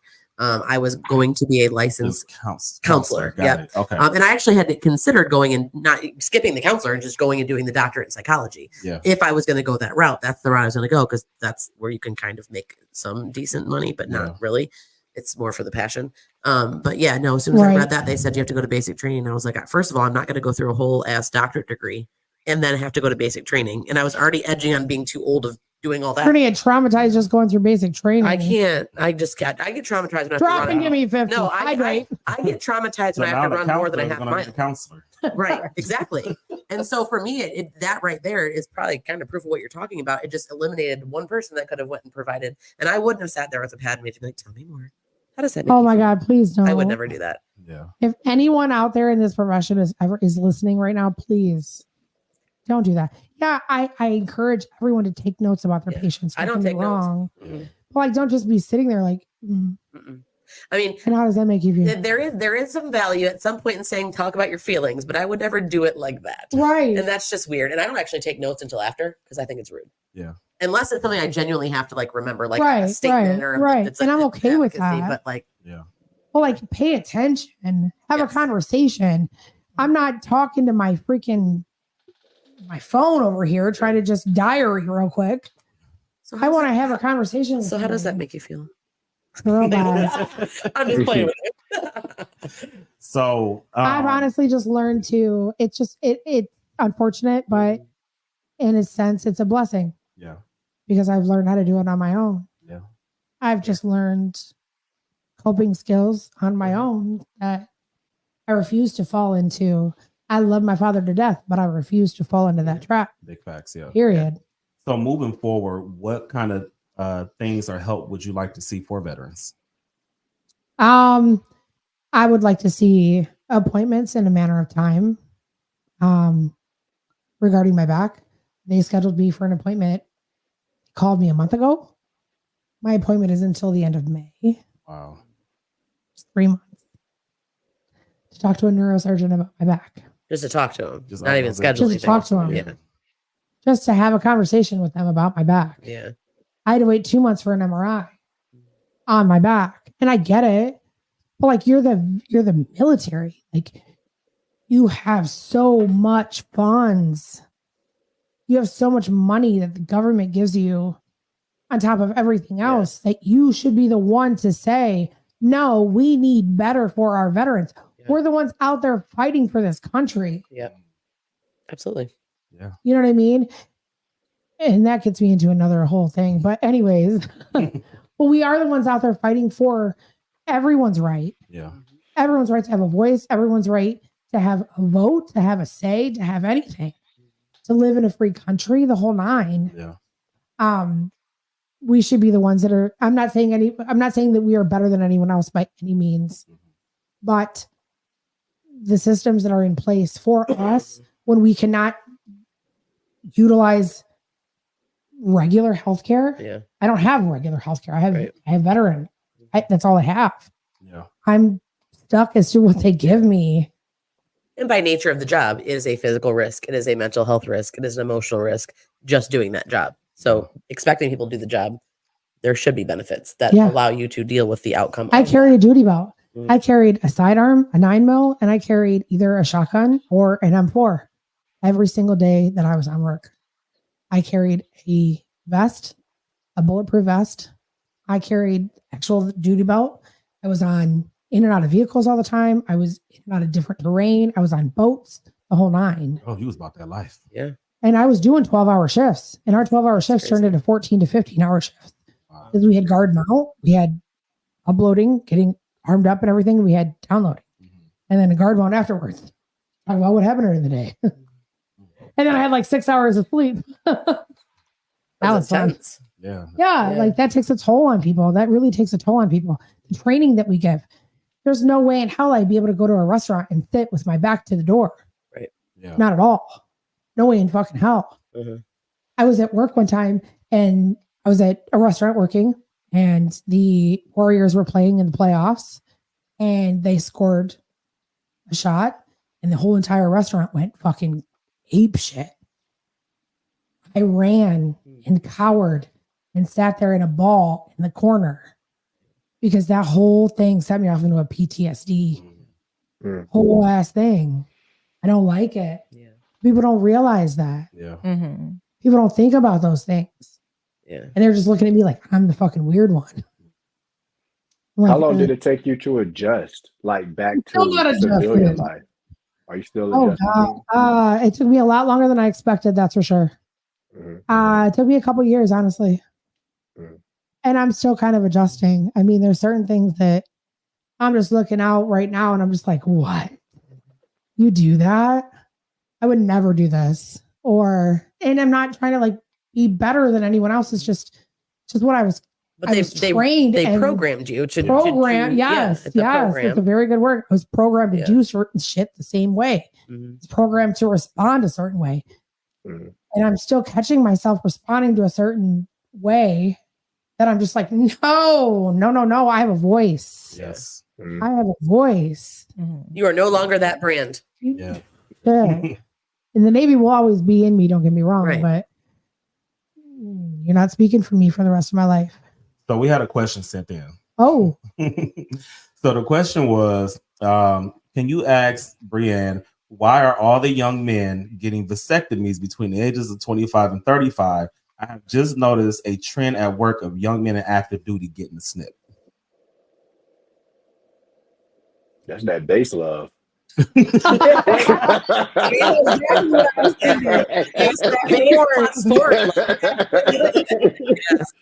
they took me out of paying that child support. Okay. Other kids all over the world. Lord have mercy. Conspiracy theory in that question, I feel like. In different countries. In reality, it's just all the needs being met. Well, this was actually a woman who said this. Oh, Yeah, no, I said a conspiracy theory, trying to get that whole like there's got to be some conspiracy. But in reality, there's a lot of loving. Oh, I'll be the first one to say that. To be honest with you, I really don't actually have the answer to that. I can say my experience in Japan, at least. Lord Jesus, there was a whole lot of melting pot going on. A whole lot of United Nations. A whole lot. The United Nations was in Japan. Literally. In Japan. Michael Jackson said it was, we are the world. Okay. Like jumping out. It was making it all the whole night. Everything was happening. It was a blend. It was a whole ass. I say that when I was stationed at Travis Air Force Base, there was a lot of babies made. Lots of babies. Lots of babies. There's a lot of babies being made on the ships when they're deployed. That's what I was thinking. Like you're at sea for so long, and so they was having sex on the sea. Hell yeah, they were. Yeah, I'm sure. I don't know. I wasn't there, but I can only imagine being stuck in a boat for months. I'll find a corner that somewhere. Can get messy, can it? Oh, like, who's doing who and who's 30 seconds, boo. What's good? Okay. Seconds. Shit. Let's go to this closet. In and out for sure. In and out. 7 days a Work week, and the you work middle. 12-hour days. We got open love, we got base love, and we got boat love. We got all the love. And there's a lot more than just love. Oh, I believe it. Oh Lord. Ocean love. Yes. All right. And not to mention all the Airplane ports love. that you're going in when you're deployed. All the ports you go see. That's what I remember my ex-boyfriend. He would told me all about the ports. Yeah. Yep. Yes. That's the Heard a lot of stories. Some ports is where that, huh? That's what he said. Oh. I've heard a lot of stories. They're probably just having babies galore all over the U.S. and they don't know how to pay for it. They probably don't They have pay to for a because they just vasectomy. peace out. I don't know. They just Yeah, but until the girl comes over and says, "Ha ha ha, bitch, you ain't running from me now. I got a baby with your DNA." assuming they can find you because if you're just in a port, Hey, you're like, I'm in and out. men are not always that. Oh, I'm sorry. I love men. Don't get me wrong, but y'all are not always that damn smart. Okay. No. Not at all. I'm sorry. Y'all don't know how to cover your bases sometimes. Women are smarter than men. You're absolutely right. You can't even cover your For bases, sure. baby. Let's get a vasectomy. They said, let me just snip that up. Snip it up. Yeah. That you can still get STDs if you're snipped. You can still definitely. Those are Uh-huh. definitely very, very, very real. Just wrap it up. Very real. Wrap it up. Wrap it up. All right, well, Brianne, we're not gonna let you get out of here just yet because we always play a little game with our guest. Oh, And Michelle, what do we have today? So we have a game called This or That. I'm Oh, going to give Lord you two Jesus. options. You either pick this or that. All right. like this, like that. Yeah, there you go. I See? love me some men. Look, she already Oh, ready. we should. So spring forward or fall back?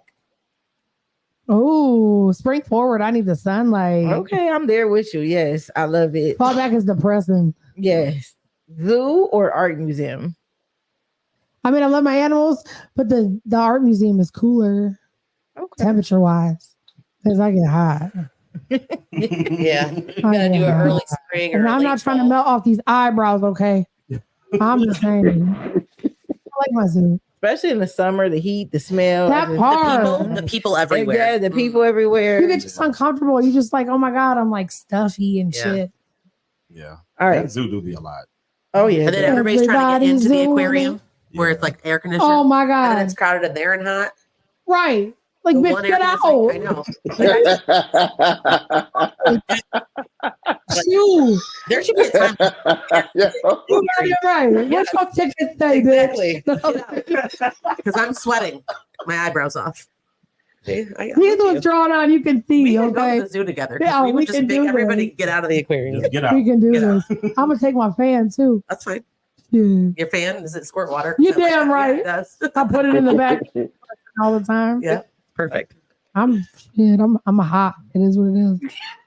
It's that premenopause. That's I'm telling you. It's a real thing. I know it is a real thing. My body hates me. You're damn All right. right. it So does. we got brunch or breakfast for dinner.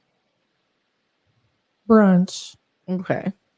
I mean, I like a breakfast for dinner, but I'm gonna do a brunch So because brunch- I'm not waking up in the morning for breakfast at all. And brunch has mimosas. You damn Sometimes right. bottomless mimosas. Yeah, I love Mhm. I love me some bottomless mimosas. Especially when they Yeah. just keep bringing out the bottles.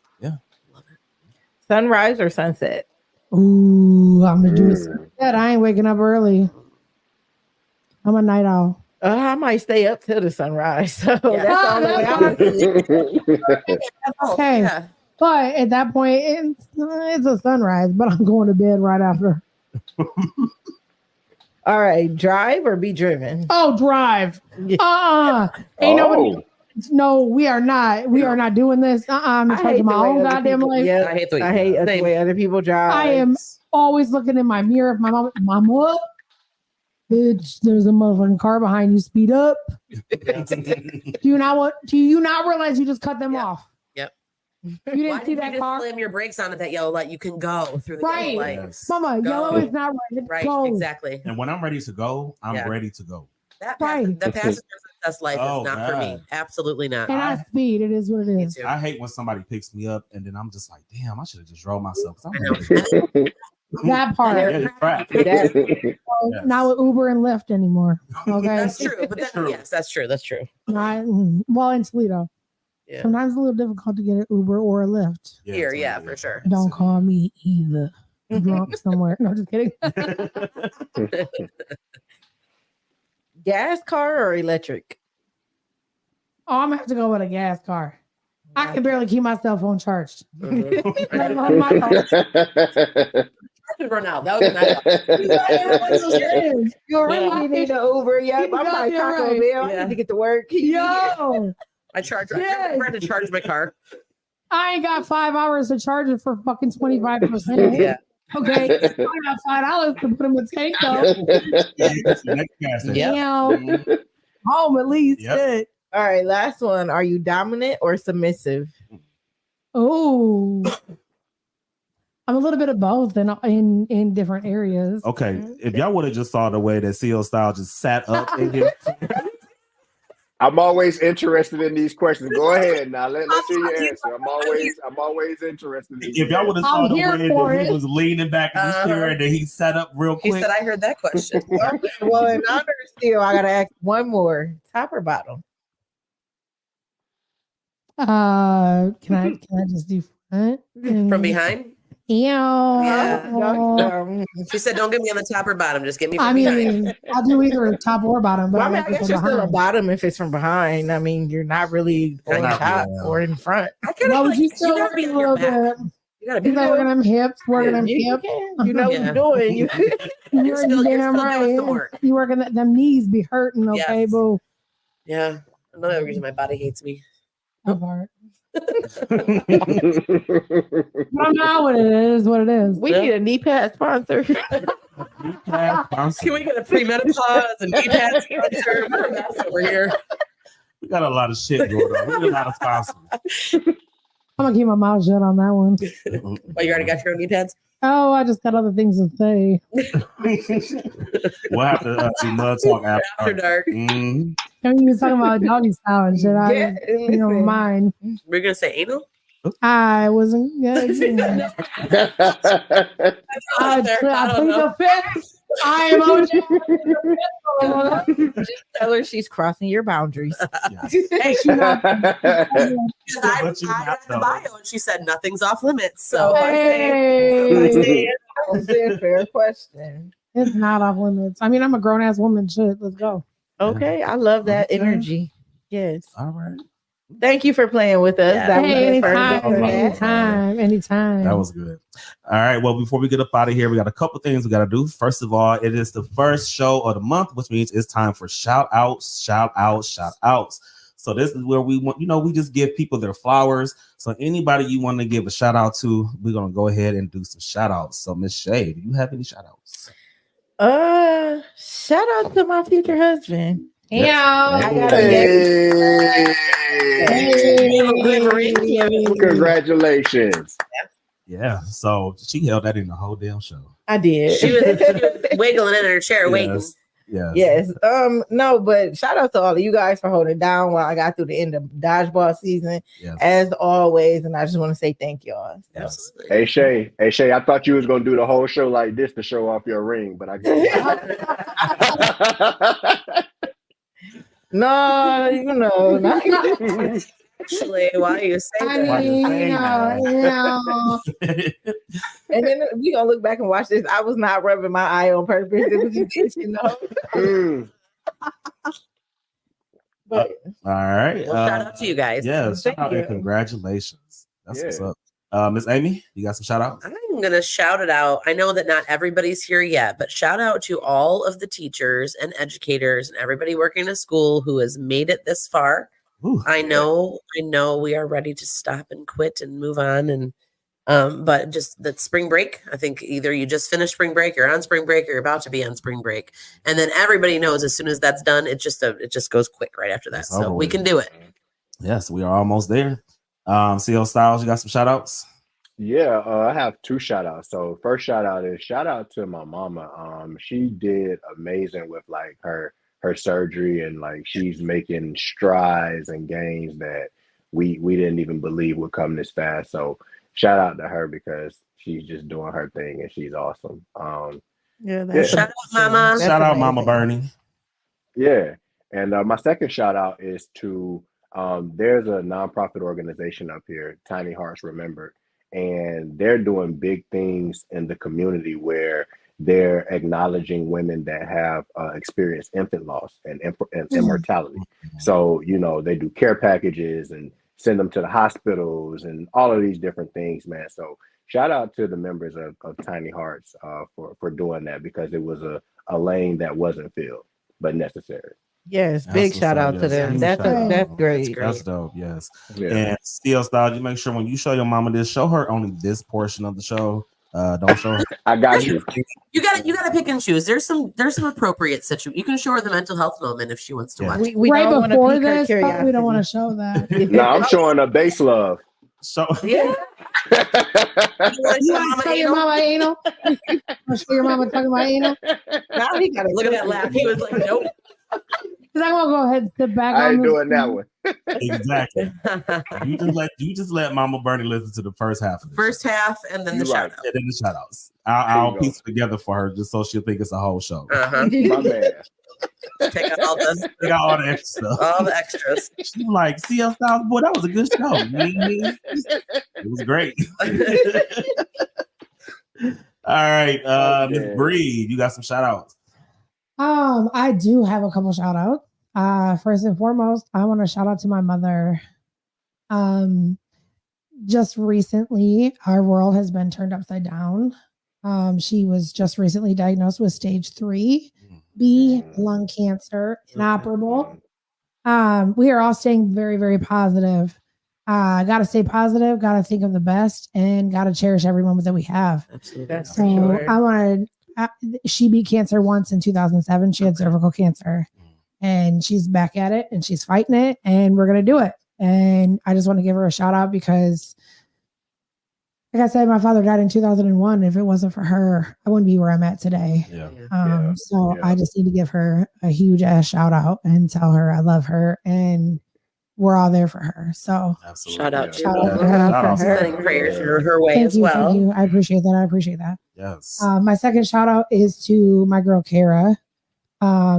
She's doing her thing. She's 1 year ago she left Vegas with her partner Jay, who's her roommate, her best friend. They left Vegas and they had a business plan, and they brought the 360 photo booth here to Toledo. And they've been doing their thing. And real talk, they are really, really beasting it out here in Toledo. They got a dope ass product. They got many dope ass products, and they're a great just business to work for and work with. And so I just want to shout out that if y'all want to check them out, they're on Facebook, 360 Events 419 Photo Booth. Check them out. Check us out. We're busy, but we're not saying no. So Yeah. come on up. Let's get it. Let's do your event. Let's do whatever you need. That's what's All up. right. Shout out to them. Hey. Yeah. Hey, maybe they can be a sponsor. Hint, Hey. hint, nudge, wink, wink. There you go. I like Hey, that. we're coming on up. We're literally a come up, and we're just growing every fucking day. So Yes. Well, they definitely need a sponsorship packet with Mud Talk, the hottest podcast on the airwaves. hey, 148 Say on it the again. podcast charts. In So. case y'all didn't know, we were In case number you didn't know. 148 on the So, podcast chart. yeah. Say that again. Say that again. We were number 148 148 on the motherfucking Apple Podcast chart. Hey, that's how you say that, Big T. Yeah. Hey, because we be talking our mud talk over here, baby. Hey. Just had to have a moment. We had a Okay. All right. So I have 3 shout outs. First, I want to shout out Jamila Hamilton, who made this dope cup. I'm gonna get y'all some too. yeah, Jamila, where's my cup? Well, she didn't make it she made it for me, but it was a surprise. So she literally had been trying to hound me down since Christmas, and we was playing like phone tag, Oh, and okay. I would be at one party and she wasn't at that party, so all of that stuff. But she has a business called Creations by Gifted, and she created this dope Mud Talk cup that's really dope. And she has cups, she does like coffee mugs, Nice. anything that you need with decal related, like it's super dope. And so I was y'all know I went axe throwing last Saturday, and she had this and she's like, I'm about to go home and grab this bag for you. And so we eventually, of course, at the same spot. They had this cup in it, and they had another cup that says I teach Black Lives. And they had like teacher supplies in it and stuff like that. That's sweet. Nice. So shout out to my friend Jamila Shout out, Jamila. by Gifted for this dope cup that I really appreciate. I also want to say shout out to Fame Studios, which is a dance studio here located where we're located in Toledo, Ohio. They actually just opened up for the Detroit Pistons. Nice. And so they opened up for the Detroit Pistons game. I want to see the last week or 2 weeks ago. They did an amazing job. And so a couple of the dancers are in my Impact program. So they came back and were super excited. They were showing me the video. And so I was like, how do y'all think y'all did? And they was like, we killed it. So shout out to Shawanda and everybody over at Fame Studios for being super dope with that. And I have to shout out, last but not least, my cousin Steven Buford. His 41st birthday was last Saturday. Okay. We went axe throwing. It was my first time we went axe throwing. Yeah. Out of 12 people, I came in second. Of course, he was first. I'm scared of you. Yeah. He beat me by 1 point. Okay. And so, but yeah, I came in second place out of 12 people. So we had a lot of fun. He had a great time. I'm learning new shit about you, Tyre. I'm learning new shit about you, Tyre. Now you know. I'm gonna keep you in my skills. Know who to call. You know. Damn right. Ty, how you doing, baby? You doing okay today? You doing good? You in a bad mood or a good mood? You gotta make sure you smiling today, bro. Yes, that needs to be my next Christmas gift from y'all. Well, happy birthday to him. Yes, happy birthday to Steven. We celebrated his birthday, like I said, at axe throwing. Then we went, of course, to the headquarters afterwards. And he had a great time. So it was super dope. Well, so if we're shouting out birthdays from last weekend, I should shout out my mom. Yeah. Her birthday was last Friday when actually we're here doing our spring break episode. She turned 70. Happy birthday. Beautiful. And I have to shout out my daughter. She turned 15. The 26th. So. Okay. All these little, what are they? No, they're not Aries. What are they? Babies? They are. Are they Aries? Mm-hmm. Aries? Yeah. What's the one right before that? Pisces and Capricorn. Yes. We forgot the Aquarius. They're in between. We don't talk about Pisces. And I'm sorry, can I give one more shout? Absolutely. Just real quick. So this is my shout out to my job, my full-time job, Z1 Auto Accessories up on Alexis Road. We are family owned. The gentleman that owns it right now, he is 82 years old. He did have 5 or 6 stores at one point. He is now down to 1. Y'all want to get your windows tinted, y'all want to get any type of auto accessory, come see your girl. Oh, I do. I need my windows tinted. Oh, I'll hook you up. Okay. I do too. Person in the, hey, come on, see me. Real talk. Come on, see me. I need my windows tinted too. Yeah, too. If y'all come and holler at me, out here, if y'all come and holler at me, and y'all mention this show that you heard it from the show, shout out to your girl Brianne. Mention this show, and I'll give you an additional 10% off. Ooh, so Mud Talk podcast, 10% off. There you go. Call me so I can make it.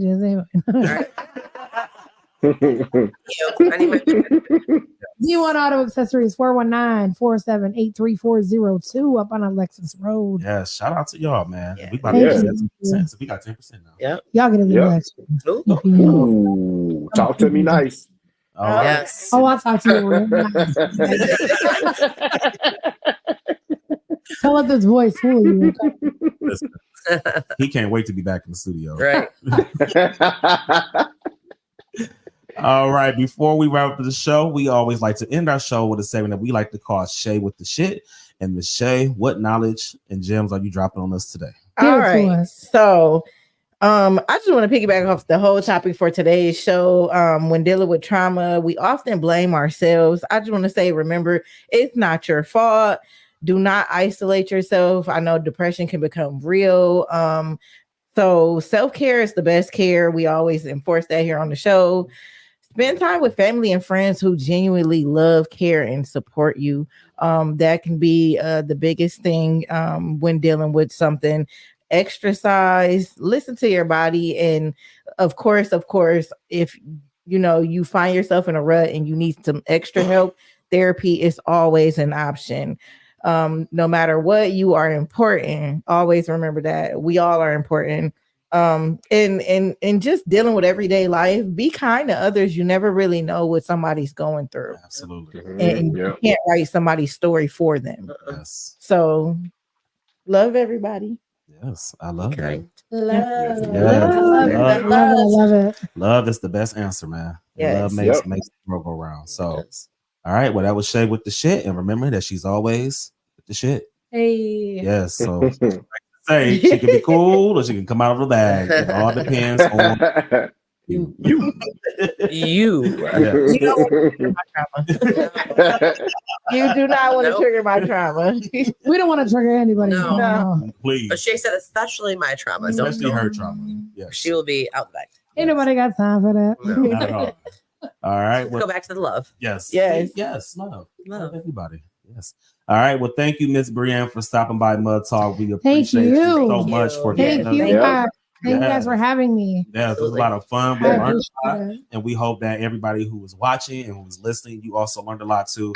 And remember, like, just be patient with everybody. Remember, we all have some sort of trauma, and so just nice to each other, be good to each other, love on each other, because we need love more now than A ever. lot more love in this world. Yeah. Around. And from what I heard, advocate for Yes. mental health and for Yes. change anytime you can. Absolutely, yes. Yes. I'm Big T. And I'm Shay Renee. Hi, Miss Amy. And I'm your co-hostess with the most to see us stars. Hey. There we There go. it is. Oh. Officially just tapped in and tuned in with the hottest podcast on your airways that brings you the latest in music, news, and fashion and keeps our ears to the streets. While you grind and shine. Hey, have a good weekend, y'all, and make sure take care of your mental health, love on each other, and we'll see you guys next time.